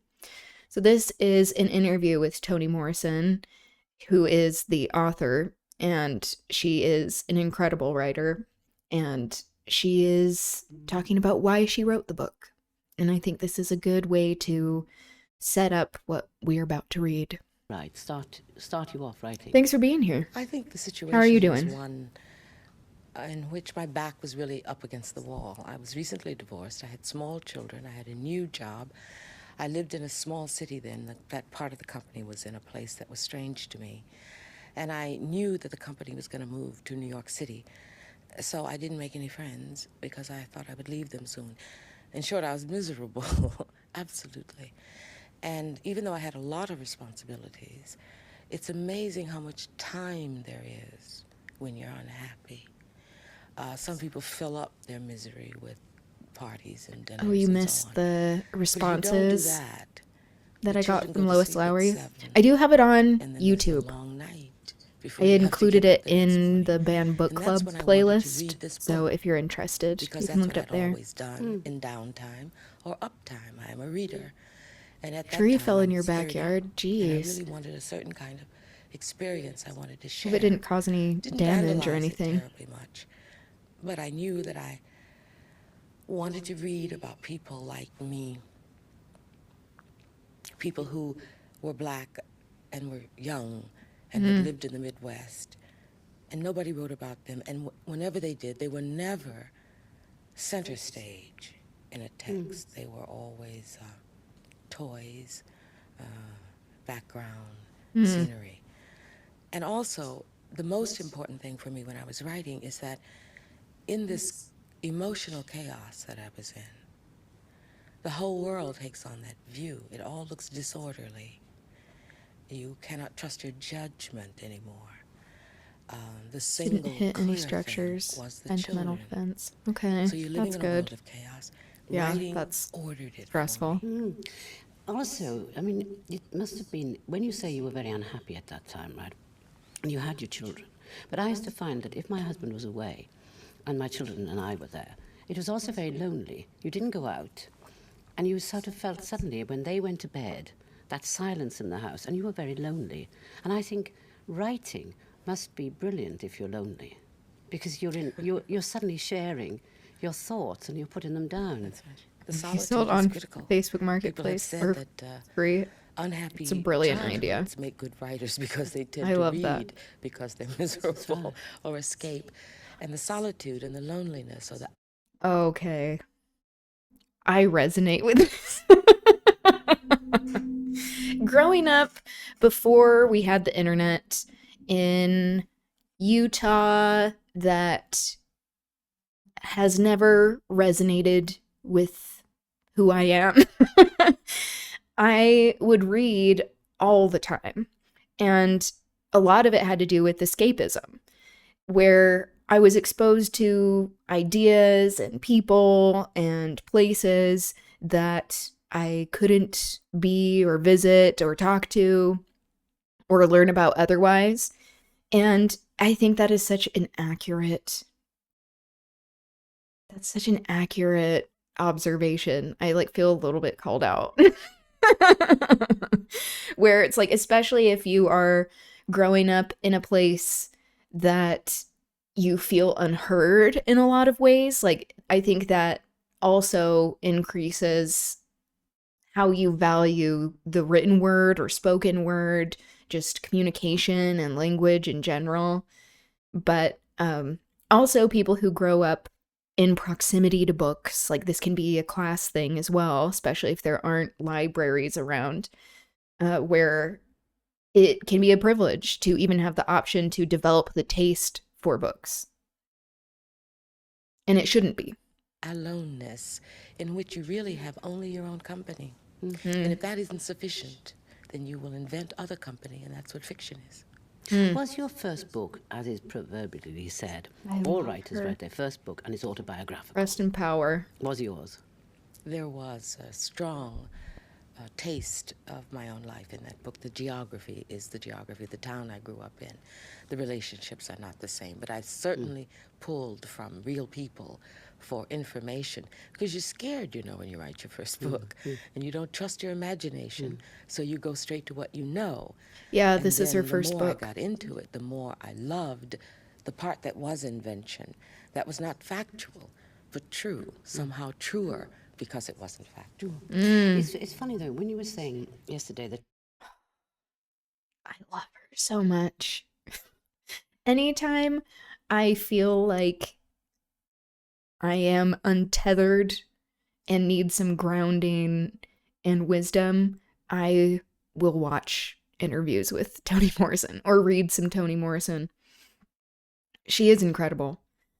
Where she's talking about this concept, and many writers and authors think this as well, is that you can talk about realer things with fiction at times than with nonfiction. That you can create situations and have more control and actually show what life is, what it isn't, what it can be, and that this can be realer than the reality that we live in, where we are constantly like putting on faces for people, or we have a presentation that we're very concerned about, or conforming or wanting to fit in. It's just so profound. And I feel that very strongly. I've not been a huge reader of nonfiction throughout my life, and I think it's been for that reason. It's like I will occasionally like read a memoir. I'm very picky about memoirs, though, because people are not always the most reliable narrators of their own lives. Of like being honest, they often have like an interest in presenting themselves in a particular way. But fiction is about imagination. It's also about like tapping into the heart of something. I mean, it can be also about entertainment and of like sensationalism. So there's like a variety of quality of fiction, clearly, obviously, but I really resonate with that concept, that fiction can be realer than real life. That's how I feel about art in general, or like plays, musicals, of like some things that like you see in a theater can be realer than our everyday life, of like it speaks to like the center of who you are. It's a danger to write about yourself, though, if you're writing about another character. You gave an illustration of that, didn't you? Or was I probably talking about sliding in the way an actor or an actress does into a fully visualized or fully realized character? At which point, if you begin to use your own emotions and your own self in order to inhabit the character, you're doing them a terrible injustice. Your emotions may not be large enough, or they may be too small, or they're not accurate. They're not authentic necessarily. I love that, which is the problem with method The acting. character needs your intelligence, not your confused emotions, or even your strong ones. You have to operate from some other place. But when your publisher looked at I love that. he actually said this painful bit about a woman who'd been... I haven't seen this interview in so long. Her husband had been disloyal to. But when you wrote about it, I wrote about it in what I thought was the most beautiful language to convey the feelings of having been betrayed. I said to him, this is pure, beautiful, distilled pain. And he said, it's demented. And I quarreled with him about that. And finally I said, it is perfect. This is the way it is. He said, yes, Toni, but it's your pain, not hers. And he was absolutely right, which is, you know, you can tell an editor has one sentence that suddenly you know exactly what the error is. And I had written it the way I would have responded to that situation, in my language, my perceptions, and not the characters. And it was awful. So I rewrote the whole thing from her point of view. An actor's got to do it Wow. too. They've got to Exactly. simulate It was the feeling awful. of the person, Self-awareness. and not put their own feelings Exactly. into it. That's Exactly. right. Yeah. But like she said, she has high standards. And that's what makes her such a good writer. I mean, that's not the only thing. That's one of the aspects that makes her such a good writer. Of like having high standards, being very critical, that it has led to masterpieces that she has written. Like some of the best literature of all of human history. Now, when you came to write Beloved, which I do think is a great book, you did it. You weren't going to write about slavery, you said, but you ended up. Why not, though? By the way, did you not want to write about slavery? Oh, it's too awful. I just didn't think I had the resources, emotional or intellectual or artistic, to dwell in that period for the time it would take to write that book. I just didn't think it was possible for me. And when I ended up in the era, I had been dragged there by the force of the ideas and the characters that I had invented. And I really felt as though I were being kicked into that place, kicking and screaming and saying, why couldn't this life, this problem, this world I want to talk about be in the 1930s or something that I thought I could deal with? I just didn't want to go there. It was too painful. I mean, that makes sense. Not to interrupt her. But the interviewer immediately going to Beloved, we aren't even halfway through the interview, and she already is asking about Beloved, not about The Bluest Eye. This is very common when it comes to her work, of people only knowing her for Beloved, that there is this almost like fetishizing and sensationalizing the topic and theme of slavery in Beloved, and that people are like very focused on it, especially white people. Surprise, surprise. And that's like, of course, that would be such an incredibly painful process. And that, why are people just focusing on this book, that it usually gets most of the attention, rather than her whole oeuvre, her whole, all of her works? And then I thought, well, if they lived it, then maybe I could spend a few years simply writing it. It was certainly not a life-threatening circumstance. So, but it was not my choice to do that. I was convinced that I was describing some very contemporary problems. Yeah. Well, slavery could be substituted for dire poverty. It could be substituted for somebody feeling crippled by life. I mean, like the irons in their mouth is the way. Okay. Just like misunderstanding even what it means. It's about like owning other human beings, like people as property. It's like often people are viewed as commodities, and that like the circumstances can be similar in exploitation. It's not the same though as having this legalized, systematic way to own other human beings. Like, that is a way of trying to be like, oh, we can relate to this. No, you can't. And that's the point. You should be learning. In which some people can't speak about what they feel. I feel that the slavery in your book could be substituted by us, the readers, for whatever we almost want it to be too. I suppose, in fact, it does function that way.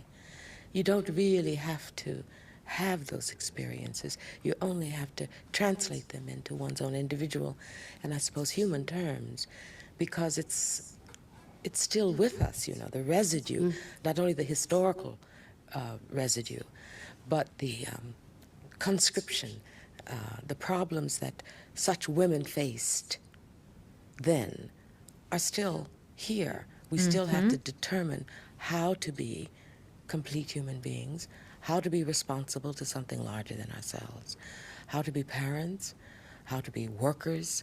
She's responding in a very gracious how to take way. care of and nurture the other, and at the same time, what the fuck how is to be that this question? Exactly. very unique person. You began it because of a story you read about a woman called Margaret Garner, who had killed her children because she couldn't bear them to live the way she lived. The way she'd lived. She had escaped from slavery. She had made it into a free state with 4 children. And at that time, a true slave story owner could enter into free that territory it's based off of. and take them back. Sort of like the sanctuary movement that's going on in the States now. And the law was controversial. But at any rate, a month or so after she had gotten into free territory, the man did come for her. She saw him and instantly ran out into the back to kill those children.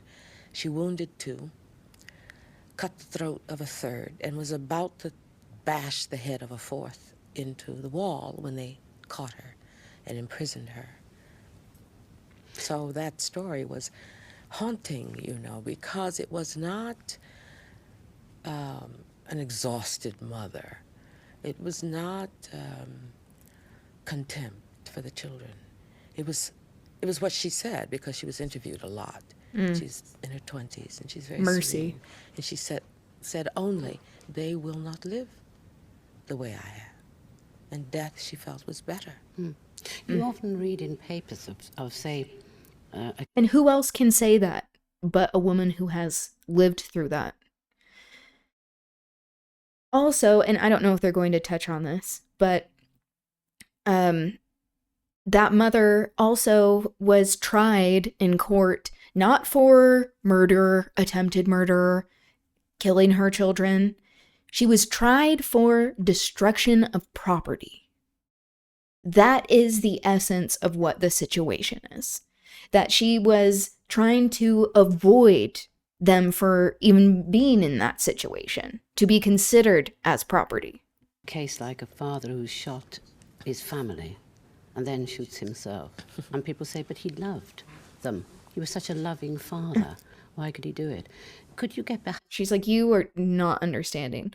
Like, these are completely different situations. You're fundamentally, intentionally being obtuse, I feel, in not considering this horrible state that people were forced to be in and how oppressive that was. That's the essence of oppression. Completely disregarding all of those concepts. That thinking. Well, you did. You got behind it in Beloved. But how difficult it was for you to perceive of being able to say, kill your own children, because you couldn't face life for them. It's a very, very extraordinary reaction, because what you just described, the fathers always take everybody with them. The mothers commit suicide and leave the children. Yes. They don't take their children with them. There's something very interesting about the ways in which males and females respond to that kind of despair. Patriarchy, but a woman violence. Who takes her children's life, most of the literary precedents for it were Medea, who was really concerned with a man, and she was trying to hurt him by killing her own children, whom she loved. Yeah. There were tales, I have read them. Yeah, it's hard watching a lot of these interviews. It's like, on one hand, it's really great to have footage of her speaking. Toni Morrison passed away a few years ago. And so, we're lucky to actually hear her speaking in her own words. But this also illustrates at the time and how so many people today, especially Black women today, experience this kind of behavior. That it may not be as outright. I mean, especially in this fascist moment, it can be and often is. But how being one of the first like female Black authors that was writing about this subject matter. I mean, like female Black authors in America, like period. But especially that was actually getting more noticed and was being published, that she was forced to just be put through all of these situations, and is an example of the continuation of these circumstances that she is describing from the institution of slavery, and how this is perpetuated over time.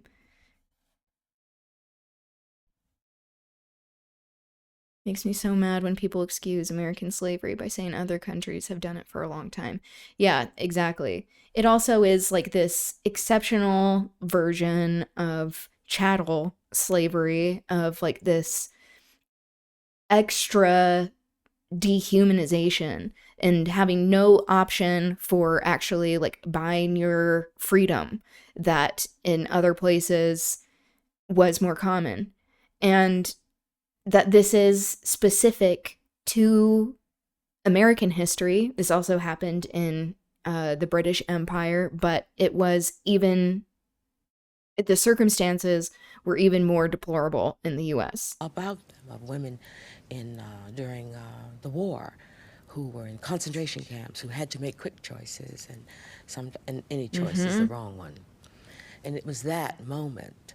Anything that Margaret Garner would have chosen to do at that moment would have been a disaster. It was a perfect dilemma. I didn't know how to judge her. Yeah. So the only one I felt who could judge her would be the daughter she killed. So she, in fact, does return in order to claim what she has been robbed of, which is a mother's love and life, and also to accuse her. She's the only one who can say, how do you know death is better for me, since you've never died? Maybe it isn't. No one else is in a position to ask that question. No, which is why you brought... Which is... She's so fucking brilliant. Of like looking at this situation, all of the nuances of it, understanding that like it is such a human reaction to the essence of dehumanization, and saying like we can't judge her. Like in the book, Setha is how she pronounces it, is the main character, is the like Margaret Garner in the story, that Beloved comes back to haunt Setha and her family and to punish them in certain ways, and has like this fascination with Setha, and it is so profound of like her thinking like, who can judge her? Really, it's only the child. It's the child that can judge her. And we have all of these exceptional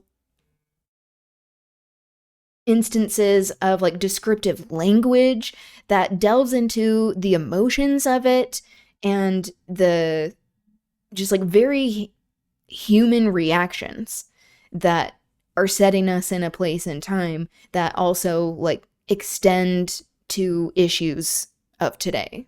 Back Beloved, Exactly, the daughter, exactly. as well. It's a ghost. Is it a ghost? Well, it's a character that everybody in the book believes is a ghost, but it's a fleshed ghost. It's brilliantly done, that. It actually nearly made me believe in ghosts, which I don't. Well, she could also be a person, you see. Yes. The evidence is there that she is a traumatized survivor of a slave ship. The language she speaks is the language of someone who indeed may very well have remembered what that was like. And it's the language of death. The questions they ask her when they say, what was it like over there, could be the other life. It could be a whole of a slave ship. And it was dazzling to me to know that the vocabulary was the same. When you get the ghost confronts, or the person confronts her, the heroine who had killed the child, in the end, the heroine has to herself forgive herself. Oh, absolutely.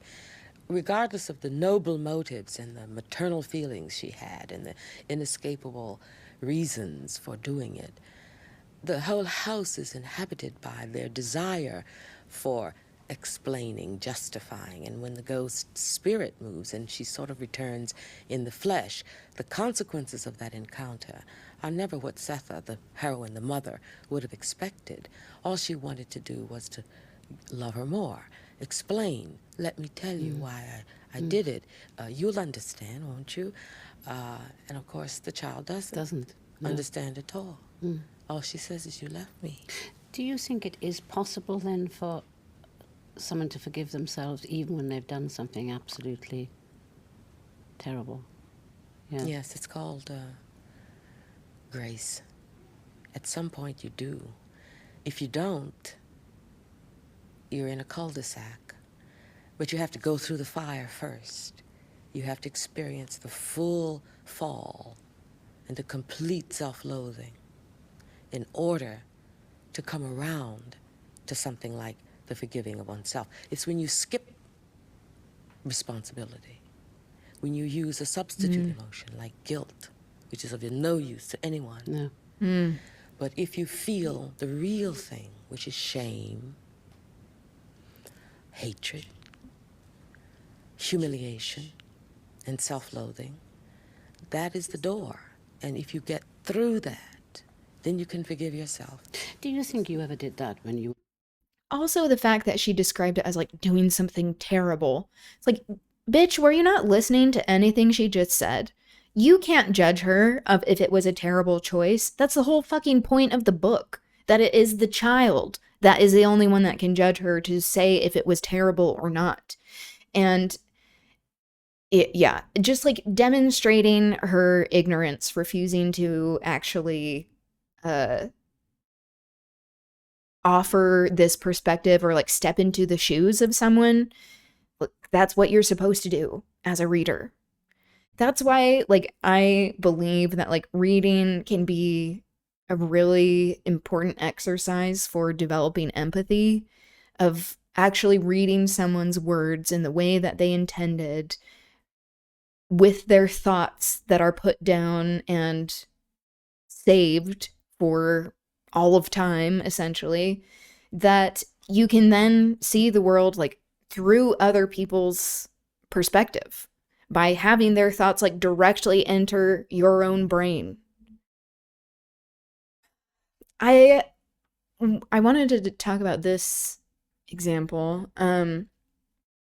Reading Beloved, it was, I mean, like shocking, and that is intentional, and it's not shocking for sensational reasons. It's shocking because it's trying to portray a shocking reality that someone and many people were forced into, millions of people. And I remember there being at the beginning of the book, there's this part where Setha, the mother, she is in the kitchen and she just feels so tired. And when like her love interest comes up to her, he like comes around and embraces her, but then he like holds her breasts and like she's able to relax her shoulders. And she's like, they have been weighing down on me. And like after like going through puberty, someone who was assigned female at birth, that I could feel very dysphoric and still can about like my chest. That really resonated with me. When I read that, I like instantly started crying. I was like not even really sure like how to articulate like what that meant, but like especially with the concept of like motherhood and this aspect in the novel of her not being able to nurse her other child after all of that happened, that like her milk dried up, and that was a burden, that like the weight is a burden on your back, but also like psychologically what it means to like be objectified under patriarchy, how it is especially magnified with the institution of slavery and what people were subjected to, what Black women specifically were subjected to. And that image like still is in my mind, where it's like oh, I understand that. It's like, I don't know what all of these experiences are like, but I can understand within my own concept of what that means, of like not having that weight and what that means, not only physically, but psychologically and emotionally. A young girl, because I think I did. That is And the genius of Toni Morrison. I didn't know what I was loathing about myself. Probably that I was growing up and I didn't like myself in some ways. And any little misdeed I did, I felt was kind of horrifically big. I think I was unfortunate because that only came to me much later. It would have been healthier for me had I gone through that at an early stage. But for me, it was much later because I was given to believe when I was young that I was smart and bright and cheeky, and practically everything I did turned into something wonderful. So I sort of postponed the confrontation that I had around the time that I'm talking to you about, when there was only me and my own company. That's when you did it? That's when I did it.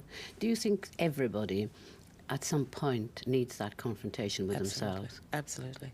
All of the characters in my books, whether they are successful or not, they're all pushed into that place where all the definitions of themselves are suspicious. You say you are my friend, Insula. Let me see what friendship is. Are you a good person? Are you a good mother?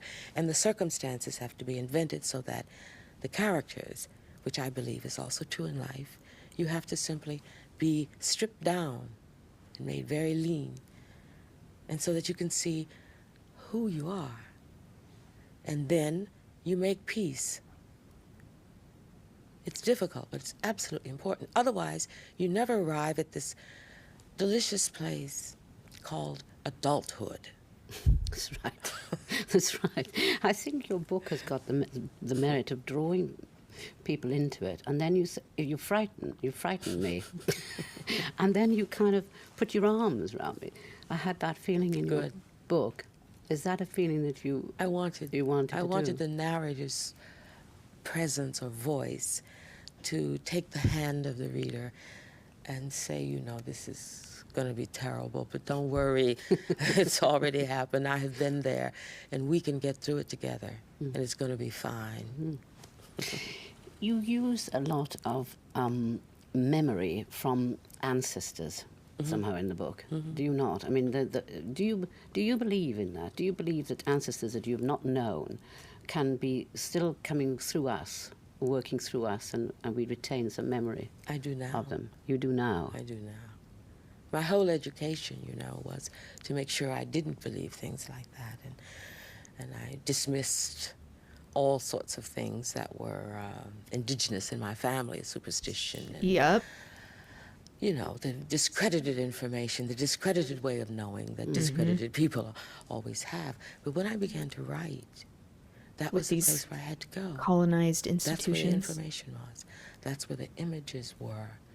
That's where the language, the color came in these tales, folk tales, attitudes, the normal, easy acceptance of signs. And then things began to happen that were really quite startling. The stump of a tree, which you use where a woman... Why didn't you react to that fucking bomb of wisdom? Jesus Christ. Ugh. It's so frustrating.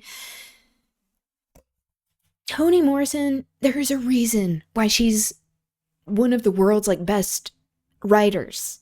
And like writer in occupation, but like in soul, in calling, that she is a writer. Like her way with words, like hearing her speak is such a privilege. We are so lucky to have footage of her speaking in general, but like again, it is frustrating that it's in this context. It's just like this microcosm of her entire work, what her work is about. Appears, a dead woman appears. It's exactly the stump of a tree in fairy stories where a little creature will appear when the children are going through the woods and they become friends or enemies of it. Is that part of a folk memory thing in your case? Had I thought of the fact that it is very much a part of the fairy tales, I probably wouldn't have put it in the book, but it was a very personal experience that my mother had. She and her sister, as a child, had been playing in the woods, and they saw a woman on a stump, their aunt, and they ran toward her with such enthusiasm, calling her name, and she looked away from them, and she began to moan, and they suddenly got terribly frightened, and they wouldn't go any closer because she was behaving strangely.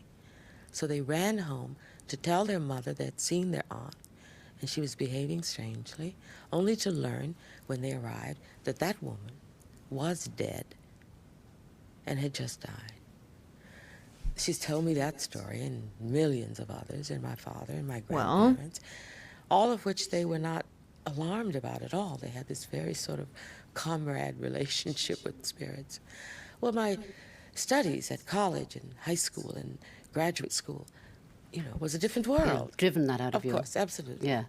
But I found it to be, the world as enchanted began to be the source of so much. And it also began to be artistically, strategically important. The ghost in Beloved is not only because the people believed in ghosts. It's not only because Setha needs the ghost. It's also structurally a way to say memory can come in and sit down next to you at the table. And even though you don't want to remember, and you're trying very hard not to remember, it's always there. It's always with you. And sometimes a situation arises in which you cannot put it off any longer. So it had both structural solutions were solved for me, as well as my ability to use that aspect of the culture which believes that ancestors are the benevolent, guiding spirits that we are and can be constantly in touch with. Well, I hope you're going to let me be constantly in touch with you by writing another book quite soon. Yeah, Thanks maybe very, not, very bitch. much indeed for talking to me today, Toni Morrison. Thank you. And at the time, they're like, oh, you're lucky to get an interview here. It's like, no, you're lucky to be interviewing Toni fucking Morrison.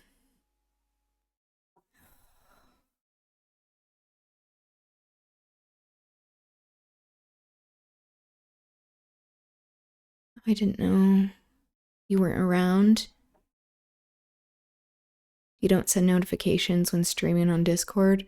I do send notifications, just like with Twitch, if you have those turned on.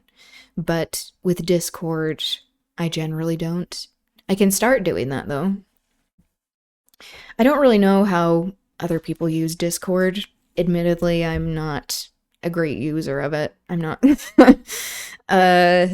very experienced with it, but if that would be helpful, I can start to do that. Okay. So that was supposed to be an interview of Toni Morrison talking about the Bluest Eye, but we see how the interviewer immediately wanted to talk about Beloved and the concept of slavery, and that is the whole reason why she wanted to stay away from the topic for so long, because of that concept of the sensationalizing and not real, and like all of the other reasons that she gave. But that happened to her throughout her whole career after she wrote Beloved. And she wrote a lot of books, and amazing books. Would be useful. It is. Okay, cool. I can start doing that. Thanks for letting me know. Yeah, I'm wanting the Discord to be like more tailored to like what is helpful. I don't really know how most people use it, and I don't really care. So just like whatever is working for people. Okay. So we only have time to watch like a half hour of this, but I think it's worth it. This is an interview with Toni Morrison on language, evil, and the white gaze at Cornell. Though I'm interested in the comments with this other one. It's amazing how much time there is when you're unhappy. Yeah, like every single thing that she says is like one of the most profound things you've ever heard. The way she speaks and explains is so captivating, it's so transfixing. She seems so incredible and empowering. It's almost like she's unreal. Yeah. Toni Morrison is viewed, and I think accurately, like a prophet almost of this oracle of wisdom and art to enlighten people. And she gives a hint of raw emotion in her expression, and you are brought back to reality and truth in her writing. Yeah, amazing. Love her. Okay. So let's get into this. 2024 now, and our beloved has sadly transitioned, meaning after she passed away. I feel honored to have lived in the same time to experience her art and contributions to the world. Yeah. Rest in power, Miss Morrison. Evil has a wicked speech. Goodness bites its tongue. Toni Morrison was the biggest literary genius in the history of America. That's how I feel. That's how I feel. I think maybe one of the best like literary geniuses in like all of human history.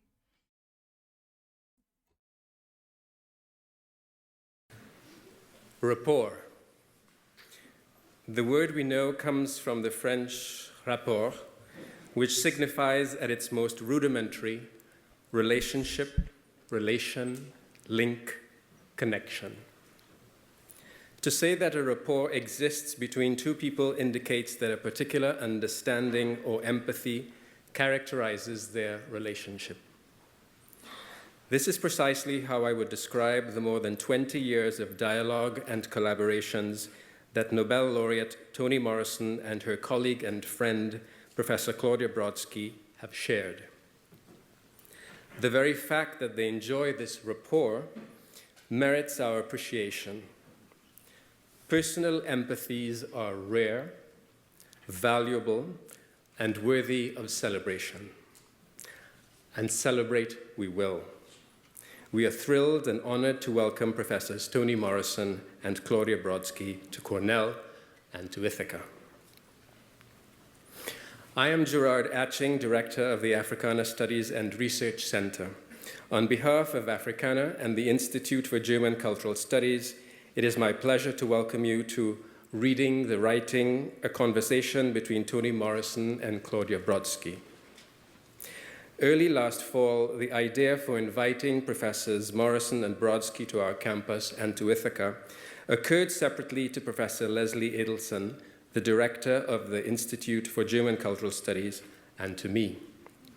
When we discovered that we had secretly been entertaining the same aspiration, we joined forces, drawn perhaps to the unusual promise of the event. For this occasion, it was not our intention to propose a literary reading, request an academic paper, or facilitate some combination of both. We suspected that something else would emerge out of the rapport that we knew was already there.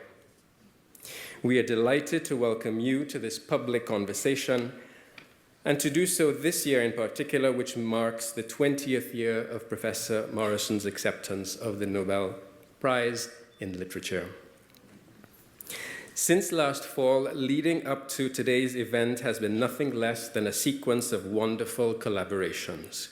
We are grateful to the offices of the President and of the Provost, the departments, institutes, and programs that have contributed to the public conversation include the Creative Writing Program in the Department of English, the Society for the Humanities, the Institute for Comparative Modernities, Comparative Literature, American Studies, Latino Studies, and Feminist Gender and Sexuality Studies. I would like to recognize the support of the Graduate School and several university offices, including the Office of Academic Diversity Initiatives, the Office of Inclusion and Professional Development, and the Office of Faculty Development and Diversity. On behalf of the Africana Studies and Research Center and the Institute for German Cultural Studies, we would like to thank you all. Last but not least, I would especially like to express gratitude to our diligent staff at Africana, Renee Milligan, and in particular Treva Levine, for their organization, foresight, and enthusiasm so we can in bringing get to together the various aspects conversation. of this event. I'd like to say thanks as well to our excellent group of student ushers. Sorry to this man. Professors Morrison and Brodsky have decided to engage you, their audience, directly. Several of you received slips of paper upon entering the auditorium and were asked to submit a question to Professor Morrison regarding her writing. As I speak, Professor Brodsky is backstage examining your questions, a few of which she will pose to Professor Morrison on Tony your taught behalf. at This basically Princeton. is the format for this public She's conversation. also friends with However, before Professors Morrison and Fran Brodsky make their way Leibowitz. onto the stage, She's friends I would with like to ask my many collaborator, people, Professor Leslie but Adelson, to introduce Professor Brodsky. Following her introduction, it will she's be like our great honor to welcome literary President David minds Gordon, and who will mark the artists, occasion with some thoughts of his own. activists. Please enjoy this public conversation between Professors Toni Morrison and Claudia Brodsky, and between them and you. Thank you.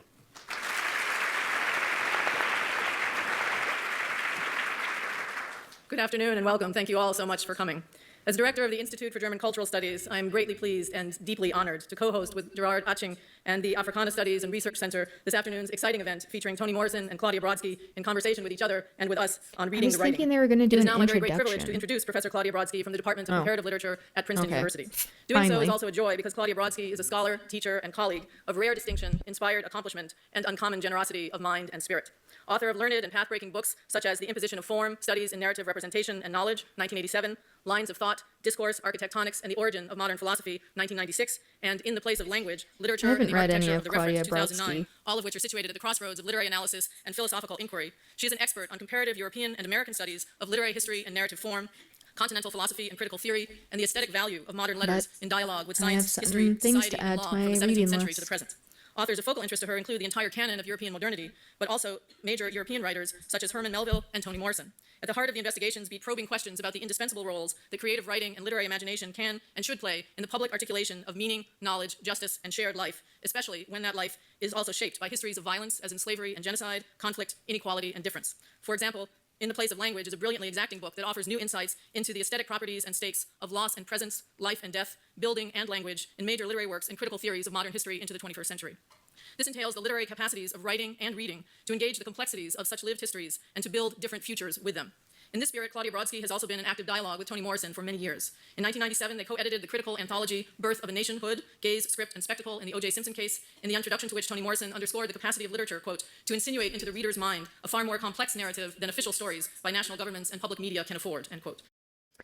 That is a play off of this very racist, white supremacist, evil film called Birth of a Nation that is incredibly dehumanizing, specifically of Black people. It is a favorite of Klansmen, so that's the kind of audience that likes that shit. And it's them saying birth of nationhood, so they are taking it and flipping it, which is great. For her contribution to that volume, Claudia Brodsky focused on the contemporary relevance of Immanuel Kant's philosophical distinctions between interested and disinterested judgment in public debates about race, gender, and violence in the United States. For the volume Racing Justice, Engendering Power, Essays on Anita Hill, Clarence Thomas, and the Construction of Social Reality, which Toni Morrison edited in 1992, Claudia Brodsky brought her insights into theories of language to bear on doing things with words, racism as speech act, and the undoing of justice. Since the early 1990s, she has conducted public, published, and also private interviews with Toni Morrison on a range of topics, most recently on the Nobel laureate's works such as Home, published as a novel in 2012, and Desdemona, which had its theatrical premiere in 2011. These extended recent conversations between Toni Morrison and Claudia Brodsky are intended for a joint book publication to be titled Aesthetic Activity. 3 new books by Claudia Brodsky are also forthcoming, one on the origins of language in the age of critique, and 2 on the relationship between writing and building in the literary arts of modern history. Today, we are especially fortunate to have her take part in this public conversation on reading the writing and the public significance of aesthetics, imagination, and judgment in the lived complexities we share. Please join me in extending a very warm welcome to Claudia Brodsky. Okay, so they both taught at Princeton and were in the literature department. So that's how they know each other. This is very complicated. Thank you, Professor Adelson, and welcome everyone, and thank you for joining us in a most exciting evening. What a pleasure it is again to welcome Toni Morrison back to Cornell University. This public conversation is an unusual opportunity to add to our understanding of Toni Morrison and her work through the lens of a creative, intellectual collaboration. And as Professor Etching has said, you will take part in that collaboration. We're all grateful to Professor Adelson and the Institute for German Cultural Studies and to the Africana Center and its director for facilitating a very, very special occasion, and I'm very grateful that all of you have joined us. As many of you know, Toni Morrison is an alumna of Cornell University, having earned her master's degree in English here. She has returned to campus generously several times for public lectures and interaction with our students, especially during her tenure as an AD White professor at large from 1997 to 2003. On behalf Couldn't of the whole get Cornell a community, I want to thank black Professor Morrison woman to for her introduce ongoing connection her. with us, which is so rewarding for our community and for joining us tonight. Toni Morrison grew up in Ohio and earned her bachelor's degree in English at Howard University in 1953. She spent the next 2 years at Cornell, receiving her master's in 1955. She has taught at several universities and worked for 20 years as an editor at Random House. There, she helped bring to prominence such African-American writers as Toni Cade Bambara and Angela Davis. Today, she is the Robert F. Goheen Professor of the Humanities Emerita at Princeton University. She was living in Syracuse when she wrote her first novel, The Bluest Eye, rising at 4 a.m. to write before work while raising 2 children alone after her marriage had ended. The idea for The Bluest Eye came from a childhood memory of an African-American classmate who longed for blue eyes. Even at the age of 12, Toni Morrison understood something of the pernicious cultural influences that had made her classmate despise her own natural coloring. The Bluest Eye was published in 1970 and was followed by Sula and then by Song of Solomon. The first of her novels to gain nationwide attention, it received the 1977 National Book Critics Circle Award. Professor Morrison went on to publish 7 more novels, as well as criticism, essays, and children's books. One of her many critically acclaimed works is Beloved, which received the 1988 Pulitzer Prize. This powerful novel is based on the true story of a runaway slave named Margaret Garner. As she was about to be captured, she killed her infant daughter to spare her a life of slavery. The New York Times Book Review selected Beloved in 2006 as the best American work of fiction in the past quarter century. And Professor Morrison has also written the libretto for a 2005 opera, Margaret Garner, based on the same story.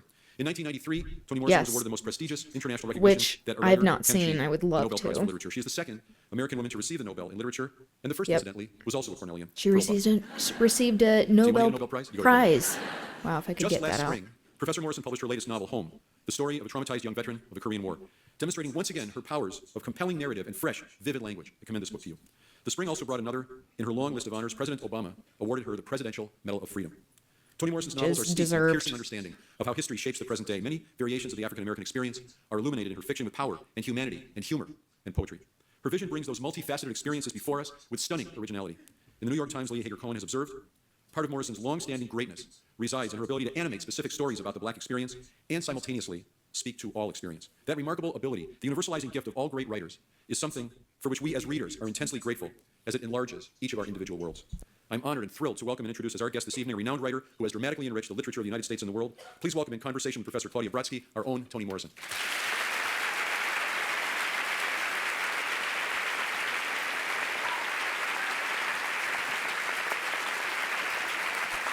Wow, took long enough. I would have just skipped over his completely, or skipped over a lot of that, but I did want to get a background of her work, Toni's work. I would never presume to speak for my good friend Toni Morrison, but I think she would probably agree with me when I say thank you to you all for coming. And I really specifically want to thank everyone involved in organizing this, who had a brilliant idea of organizing it. My really beloved colleagues, Gerard Aching and Leslie Adelson, who were, as always, far too generous in their introductions and their specific comments. But also, in a strange way, as someone who's been working in the humanities for a long time on the sort of critical and theoretical side of things. No, you can't? Is your thing on? It's on. It's definitely on. No? You don't hear me? It's probably your hair. Oh. Okay. Well. Can you hear me now? Yeah. You really can? Yeah, I can. Oh, yeah, I can hear me now, too. Good call. She was observing. Okay. She is an observer. Also, like, so emotionally intelligent of, like, looking at the crowd and being like, what's the room like? And people being, like, understanding that people couldn't hear. But what I wanted to say It's a conscientious it artist takes a great university, I say that we're based on watching. experience, to understand Perhaps she is as well, but I'm not familiar with her. that the literary imagination has to do with the lives that we lead.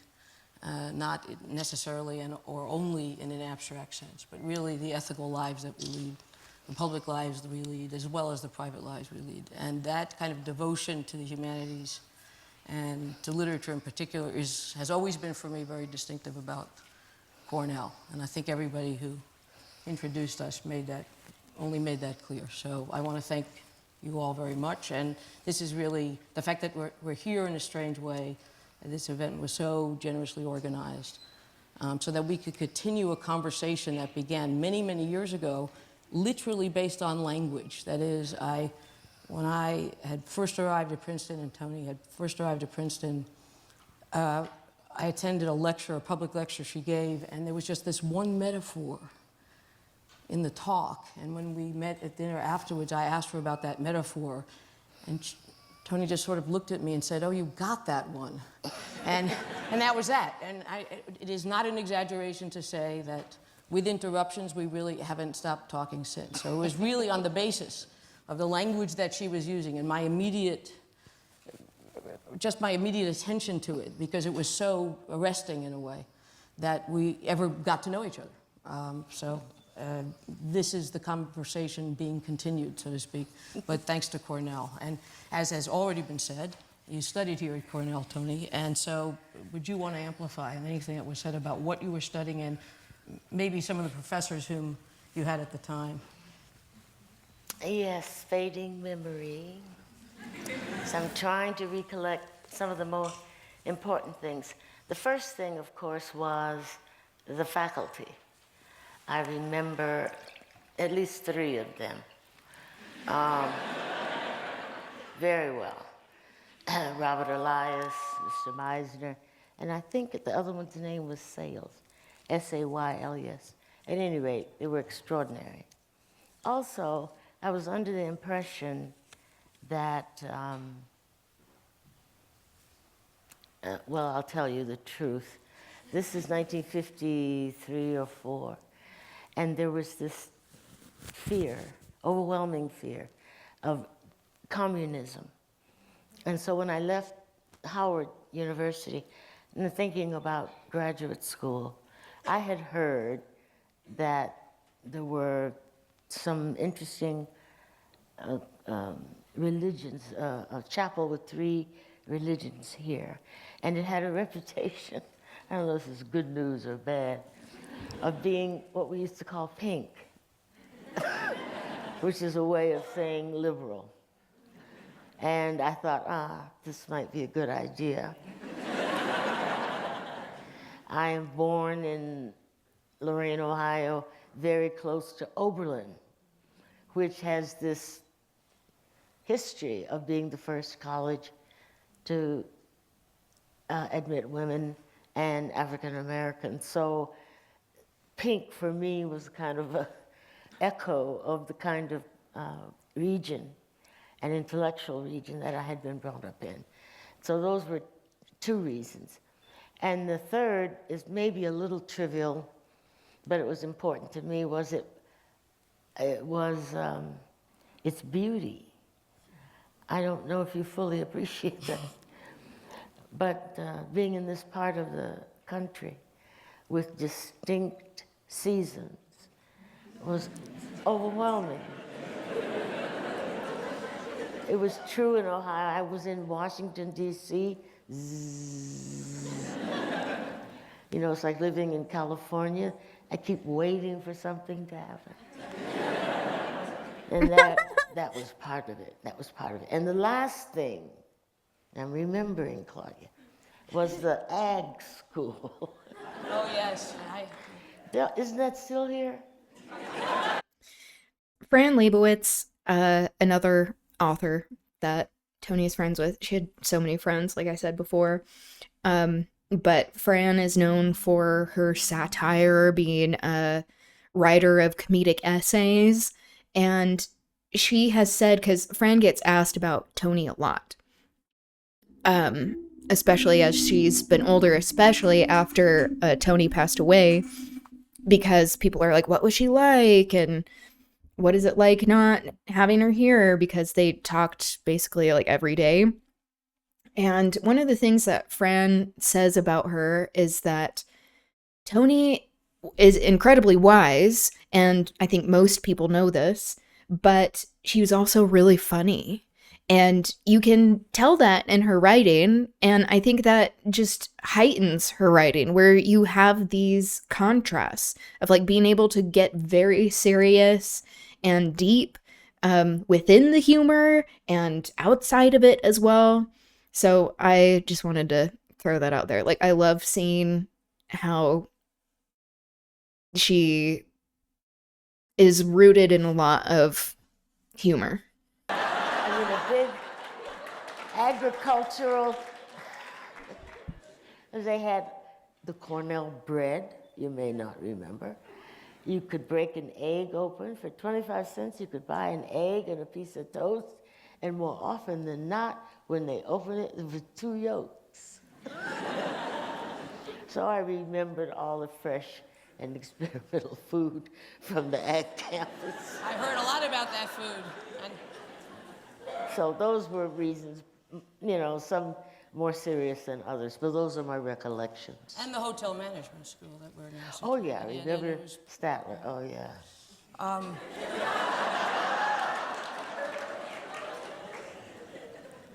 We're going to be talking about physical beauty Yep, a little bit later. calling it I'm gonna out. ask you now, sort of an academic question, which is that you wrote here for your master's on Woolf and Faulkner. Yes. Is there anything that you just want to talk about in that?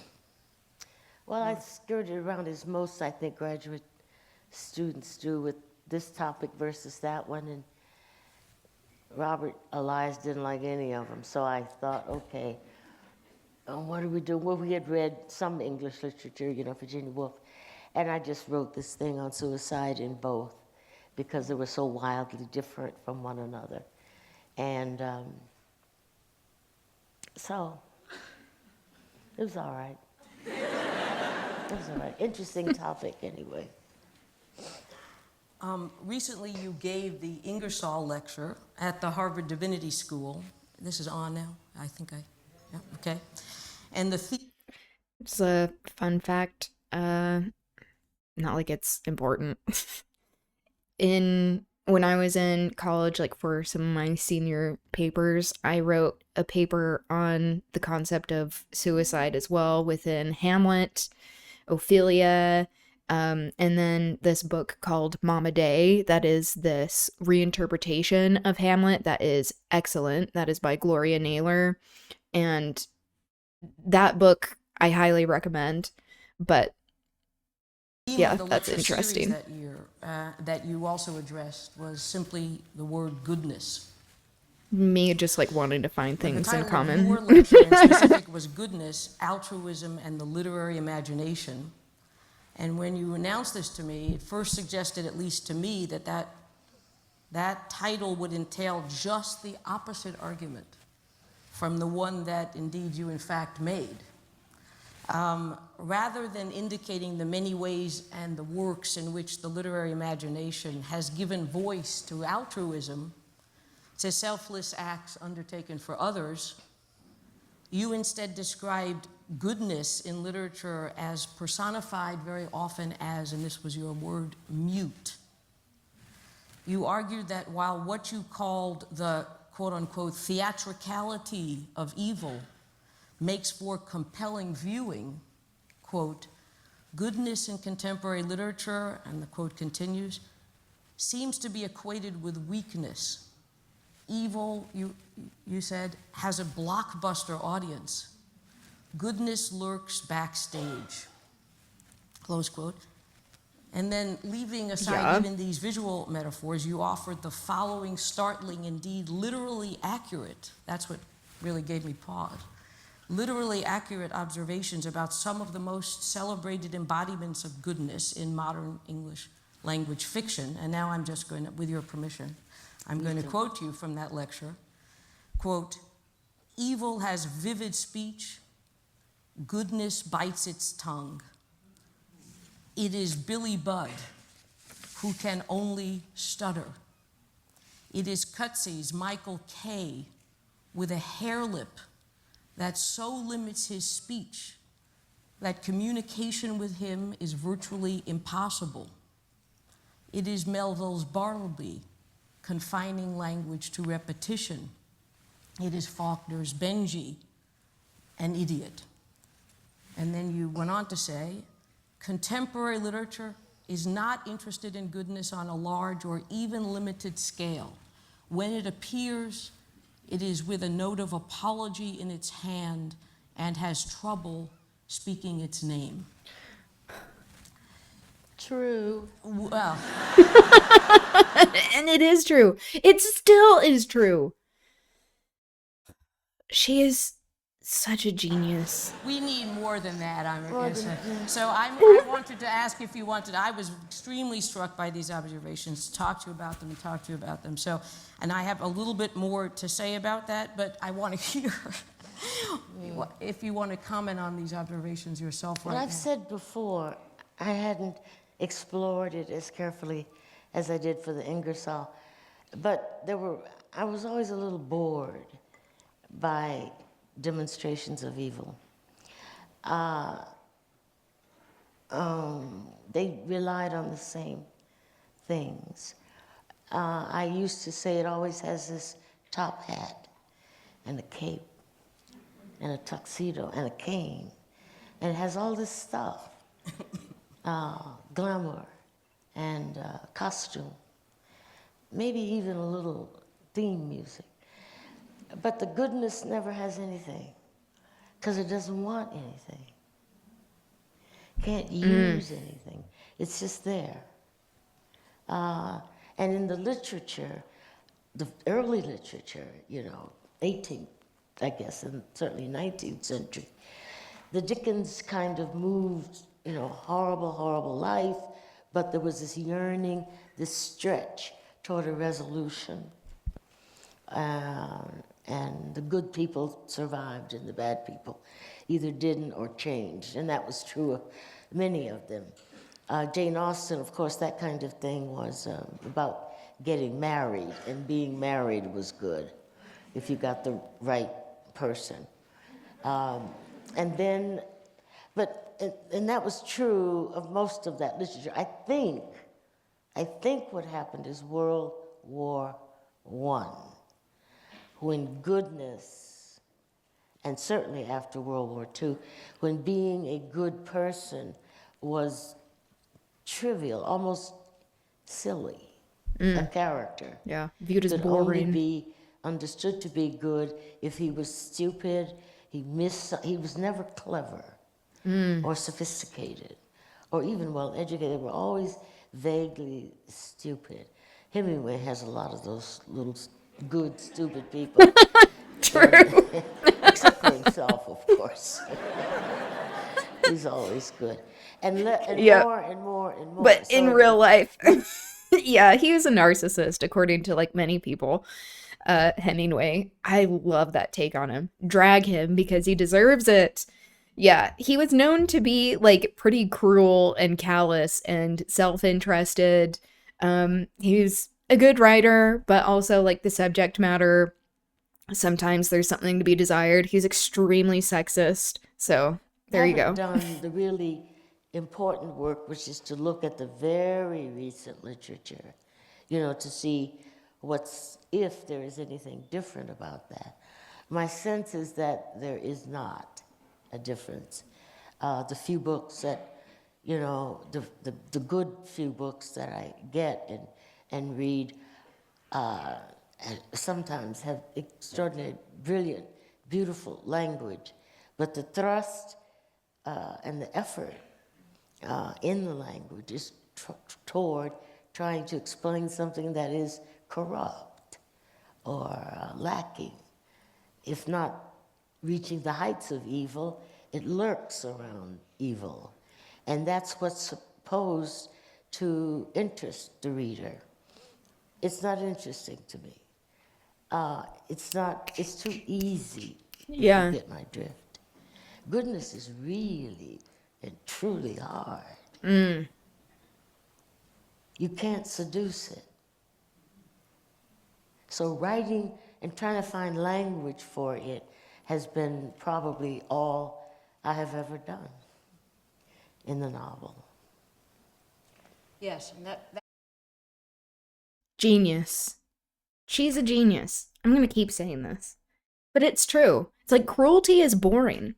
These people who think like if we're talking about modern day with the oligarchs and, like all of these cycles throughout history, these people who think that they are interesting by being extremely cruel, part of the like Epstein class and like all of their crimes and evil doings, that's like, yeah, people have been doing evil things for a very long time, and it's not that interesting.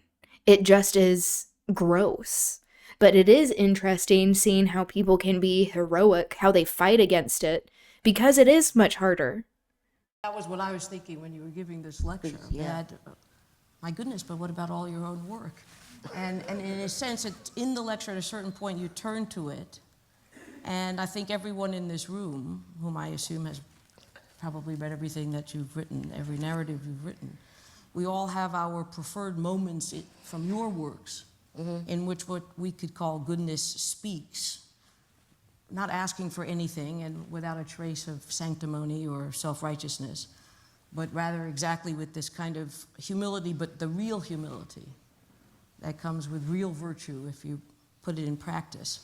And speaking of your most recent novel, Home, at a certain point in that lecture, you did talk about your own work, and you stated of the character, Miss Ethel, whom you probably all remember if you've read Home, who with her fellow women not only heals the protagonist's sister, C, physically, but challenges her with the following words, quote, "Inside you is that free person.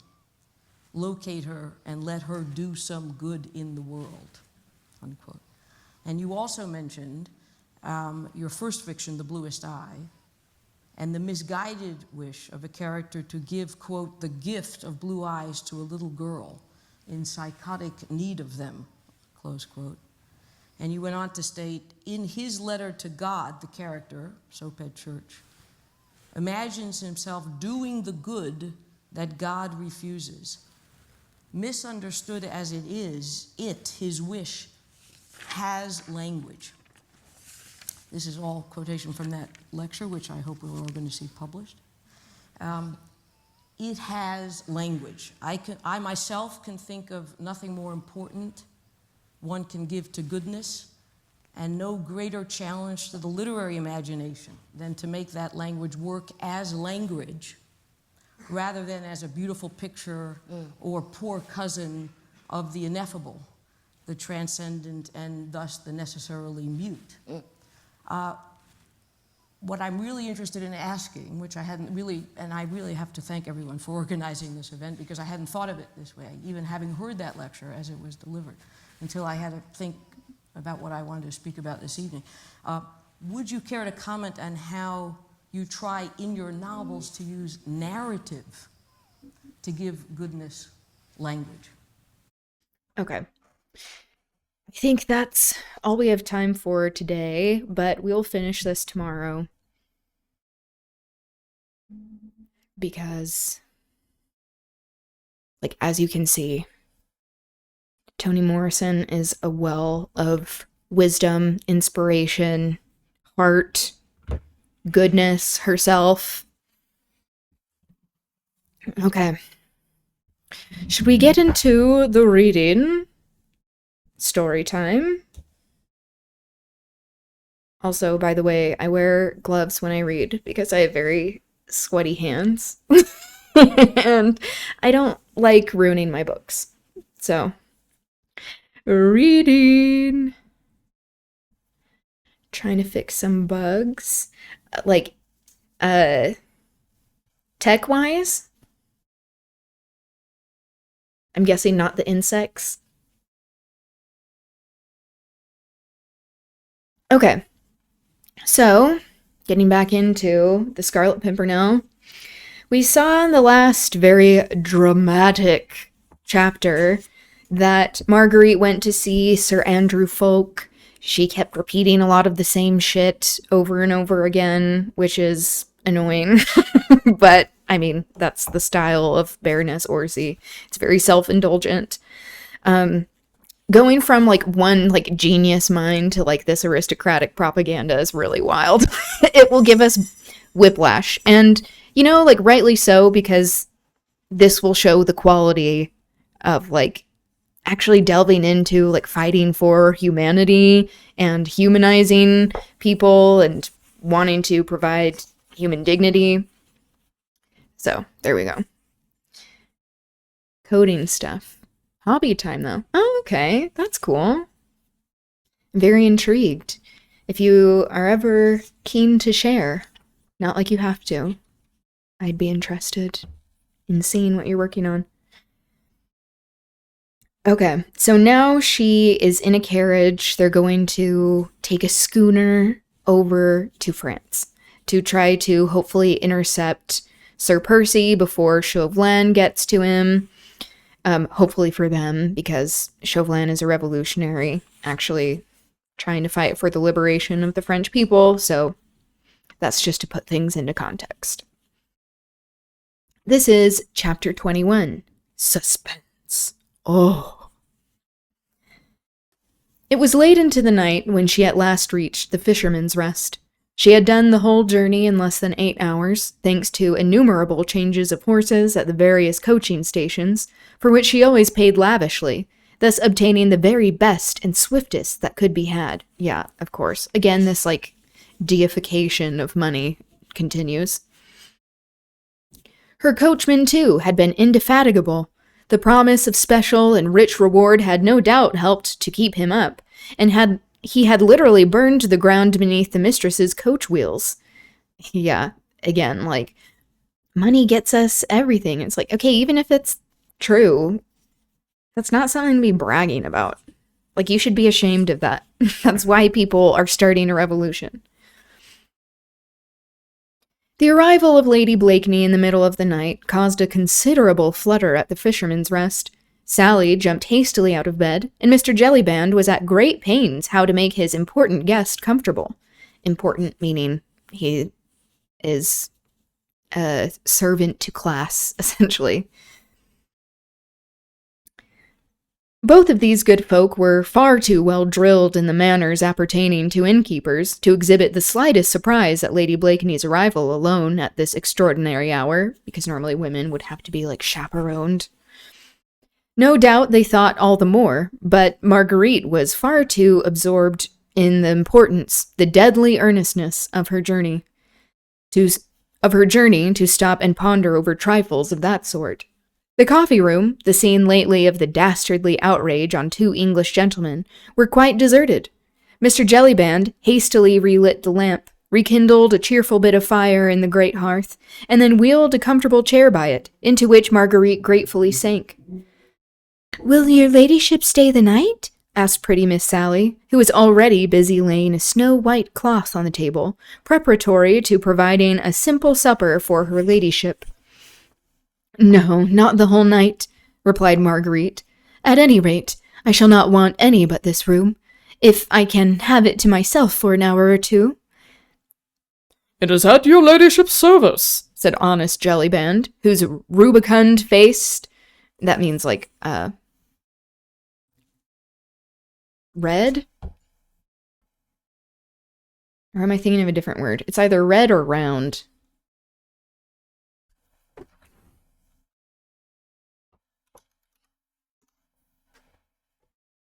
Yeah, having a ruddy complexion, high-colored. She has a Roman river on her face. Yeah, exactly.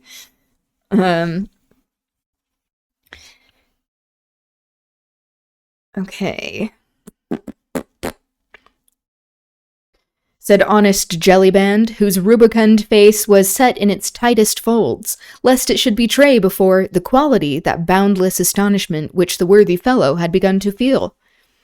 "I shall be crossing over at the first turn of the tide," said Marguerite, "and in the first schooner I can get. But my coachman and men will stay the night, and probably several days longer, so I hope you will make them comfortable." "Yes, my lady, I'll look after them. Shall Sally bring your ladyship some supper?" "Yes, please. Put something cold on the table, and as soon as Sir Andrew Folk comes, show him in here." "Yes, my lady." Just ordering him about. Classist. Honest Jellyband's face now expressed distress in spite of himself. He had great regard for Sir Percy Blakeney, and did not like to see his lady running away with Sir Andrew. That's what he thinks is happening. Of course, it was no business of his, and Mr. Jellyband was no gossip. Still, in his heart, he recollected that her ladyship was, after all, only one of them foreigners, because it's making fun of how people in the country speak. and in lower classes. What wonder that she was immoral like the rest of them? Don't sit up, honest Jellyband, continued Marguerite kindly.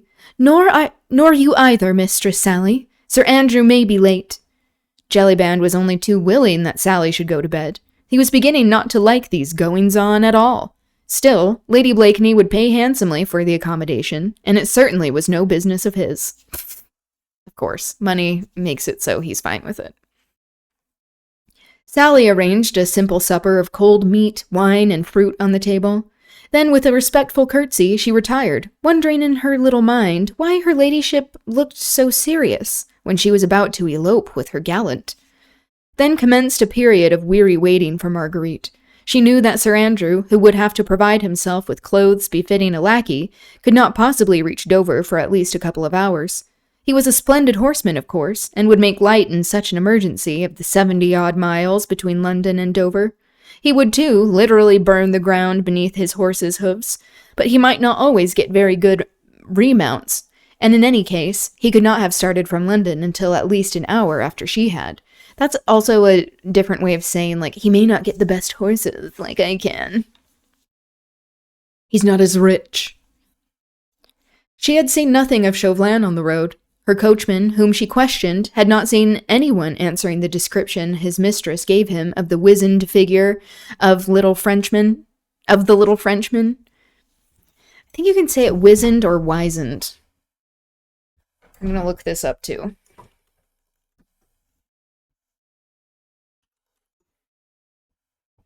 Which is, yeah, like shrunken. Wizened. I don't know if you could hear that. That's a really weird way of saying that, but okay. Wizened.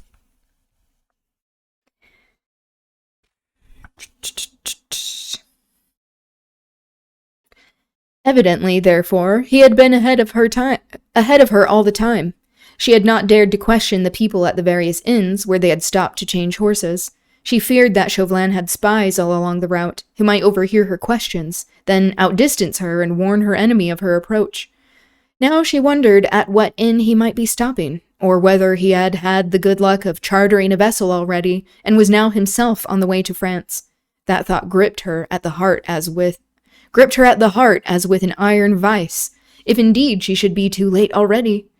The loneliness of the room overwhelmed her. Everything within was so horribly still. The ticking of the grandfather's clock, dreadfully slow and measured, was the only sound which broke this awful loneliness.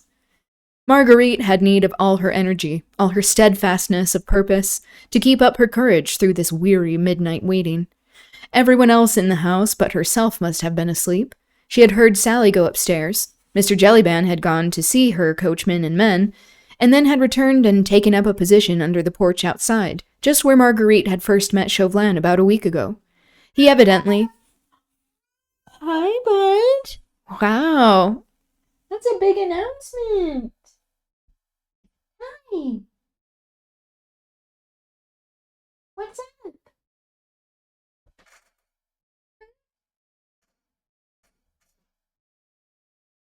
Okay, I have to give him a quick pet. This is obligatory. Oh, get him rolling around.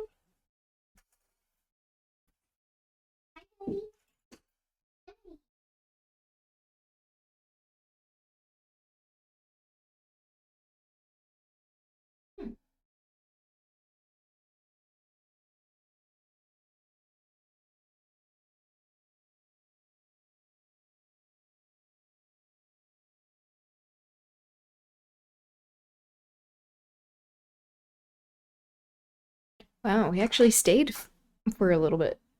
Normally he makes a big announcement and leaves. Hi, bud.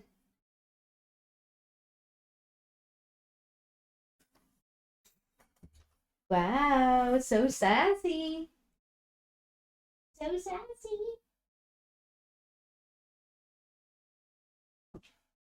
Okay. Let's get back to reading. Otherwise, I'll be at that all night.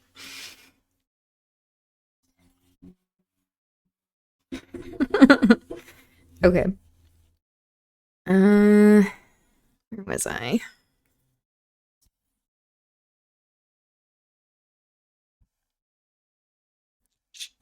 Oh. He evidently meant to wait up for Sir Andrew Ffoulke, but was soon overcome by sweet slumbers, for presently, in addition to the slow ticking of the clock, Marguerite could hear the monotonous and dulcet tones of the worthy fellow's breathing. Bye, bud. For some time now, she had realized that the beautiful, warm October's day, so happily begun, had turned into a rough and cold night.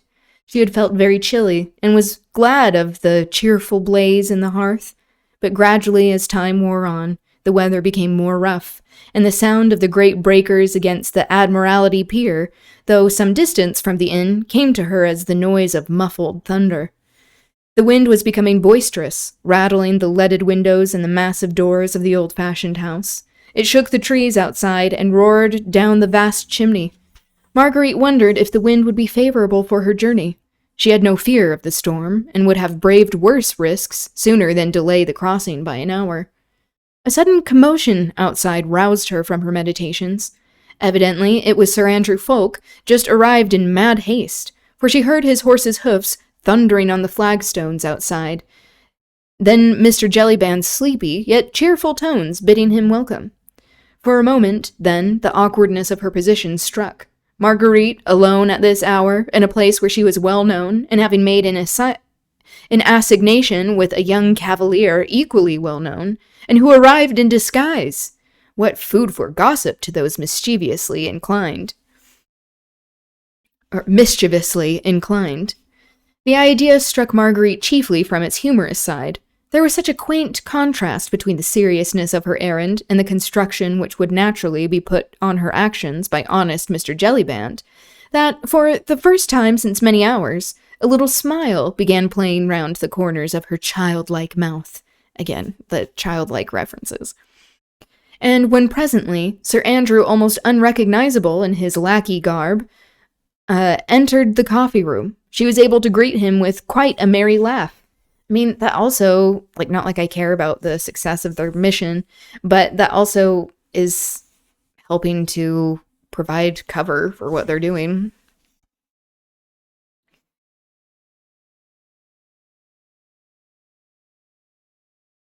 "Faith, monsieur my lackey," she said, "I am satisfied with your appearance." Mr. Jellyband had followed Sir Andrew, looking strangely perplexed. The young gallant's disguise had confirmed his worst suspicions. Without a smile upon his jovial face, he drew the cork from the bottle of wine, set the chairs ready, and prepared to wait. "Thanks, honest friend," said Marguerite, who was still smiling at the thought of what the worthy fellow must be thinking at that very moment. "We shall require nothing more. And here's for all the trouble you have been put to on our account." She handed 2 or 3 gold pieces to Jellyband, who took them respectfully and with becoming gratitude. Becoming gratitude. Oh, it's so nice when, you're very grateful when we bribe you.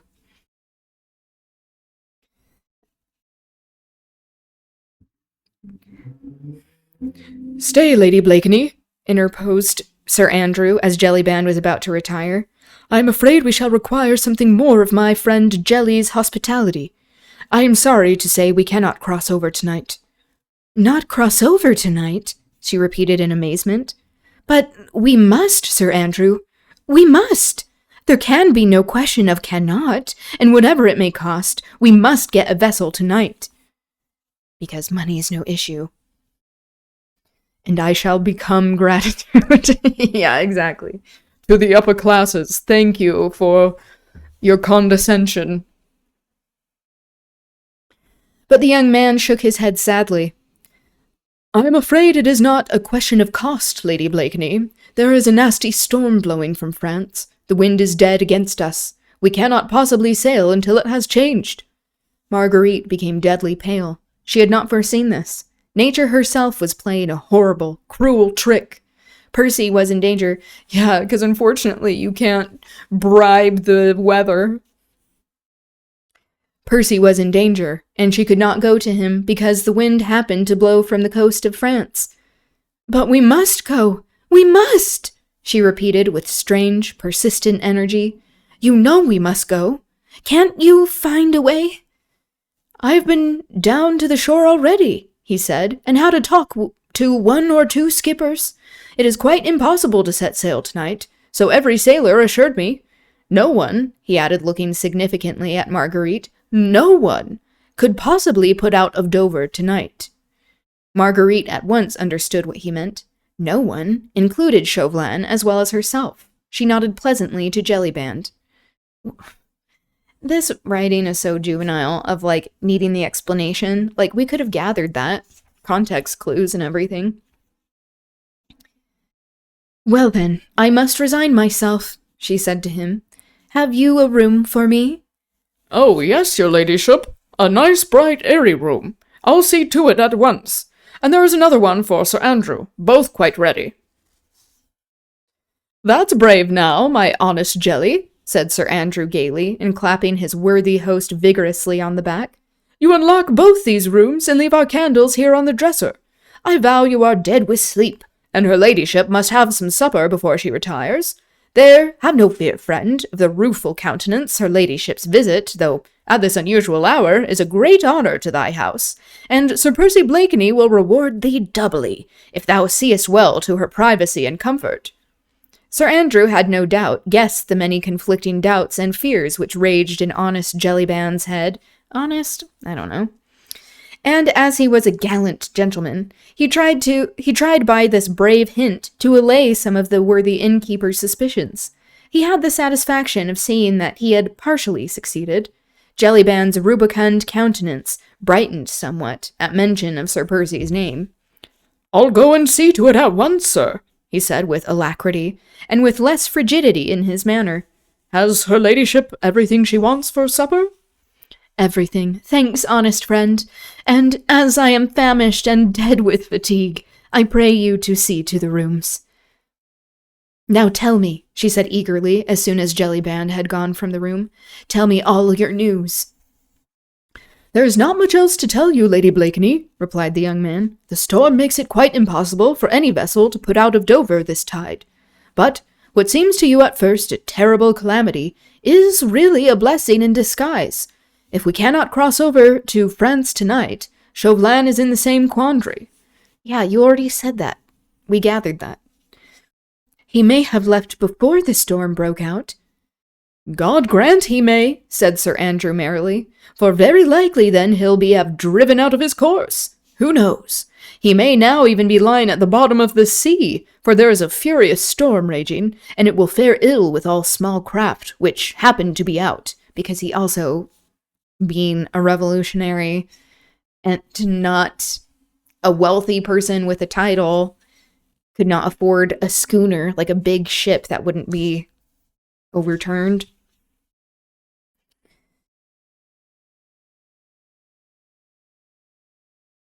But I fear me we cannot build our hopes upon the shipwreck of that cunning devil, and of all his murderous plans. The sailors I spoke to all assured me that no schooner had put out of Dover for several hours. On the other hand, I ascertained that a stranger had arrived by coach this afternoon, and had, like myself, made some inquiries about crossing over to France. Then Chauvelin is still in Dover? Undoubtedly. Shall I go waylay him and run my sword through him? That were indeed the quickest way out of the difficulty. Okay. Nay, Sir Andrew, do not jest. Alas, I have often since last night caught myself wishing for that fiend's death. But what you suggest is impossible. The laws of this country do not permit of murder. It is only in our beautiful France that wholesale slaughter is done lawfully, in the name of liberty and of brotherly love. Okay. Sir Andrew had persuaded her to sit down to the table, to partake of some supper, and to drink a little wine. This enforced rest of at least 12 hours, until the next tide was sure to be terribly difficult to bear in the state of intense excitement in which she was. Obedient in these small matters like a child. Again, like a child. Wow, that's so noble of you as a woman in patriarchy.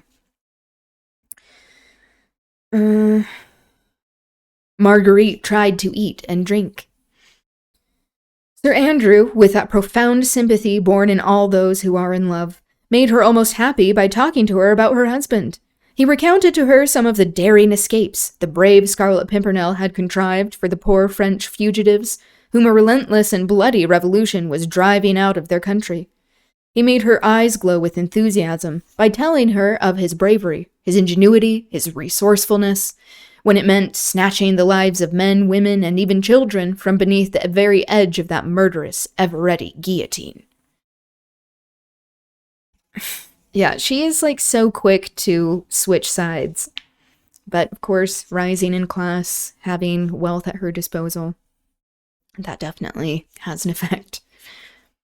He even made her smile quite merrily by telling her of the Scarlet Pimpernel's quaint and many disguises, through which he had baffled the strictest watch set against him at the barricades of Paris. Yeah, because he can also afford it.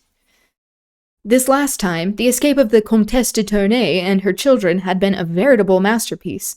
Blakeney, disguised as a hideous old market woman, hideous, oh, because the working class is hideous, in filthy cap and straggling grey locks, was a sight fit to make the gods laugh. Okay. It's so funny when you cosplay poverty. Marguerite laughed heartily as Sir Andrew tried to describe Blakeney's appearance, whose gravest difficulty always consisted in his great height, which in France made disguise doubly difficult, which is saying that, like, French people are not as tall. Thus, an hour wore on. There were many more to spend in enforced inactivity in Dover. Marguerite rose from the table with an impatient sigh. She looked forward with dread to the night in the bed upstairs, with terribly anxious thoughts to keep her company, and the howling of the storm to help chase sleep away. It's also interesting that they are talking about all of this, all of their adventures. Like, if you're being smart about it, hi, Tiny. Like, wouldn't you wonder, like, if Chauvelin's staying there? What if someone is listening in? But privilege makes people dumb a lot of the time. Hi! Welcome! She wondered where Percy was now. The Daydream was a strong, well-built sea-going yacht. Sir Andrew had expressed the opinion that no doubt she had got in the lee of the wind before the storm broke out, or else perhaps had not ventured into the open at all, but was lying quietly at Gravesend. Briggs was an expert skipper, so I guess that's his, like the captain. His own personal captain of his yacht. Ew. Briggs was an expert skipper, and Sir Percy handled a schooner as well as any master mariner. Okay. There was no danger for them from the storm. It was long past midnight when at last Marguerite retired to rest. As she had feared, sleep sedulously avoided her eyes. Her thoughts were of the blackest during these long, weary hours, whilst that incessant storm raged, which was keeping her away from Percy. Skipper is such a funny title, I know. It's so whimsical. Skipper! It, like, feels like someone should always be in a costume. Like, not a uniform, a costume. The sound of the distant breakers made her heart ache with melancholy. She was in the mood when the sea has a saddening effect upon the nerves. It is only when we are very happy that we can bear to gaze merrily upon the vast and limitless expanse of water, rolling on with such persistent, irritating monotony, to the accompaniment of our thoughts, whether grave or gay. Same. Hi, Bug. She's playing with a string. Hi. When they are gay, oh, she mentioned me. When they are gay, the waves echo their gaiety, but when they are sad, then every breaker, as it rolls, seems to bring additional sadness, and to speak to us of hopelessness and of the pettiness of all our joys. All right, that's the end of that chapter.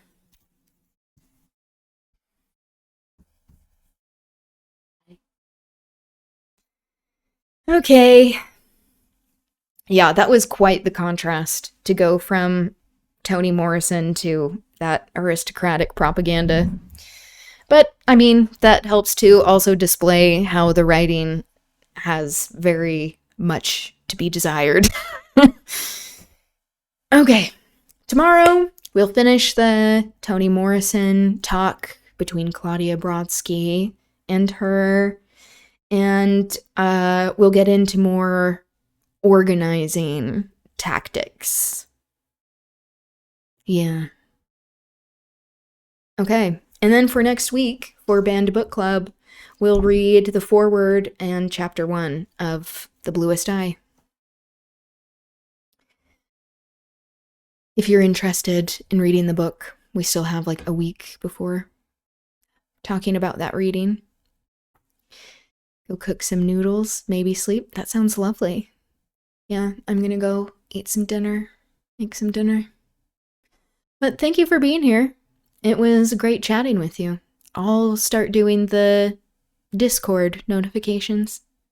I hope you have a good rest of your day, evening, and I will see you soon. Okay, bye!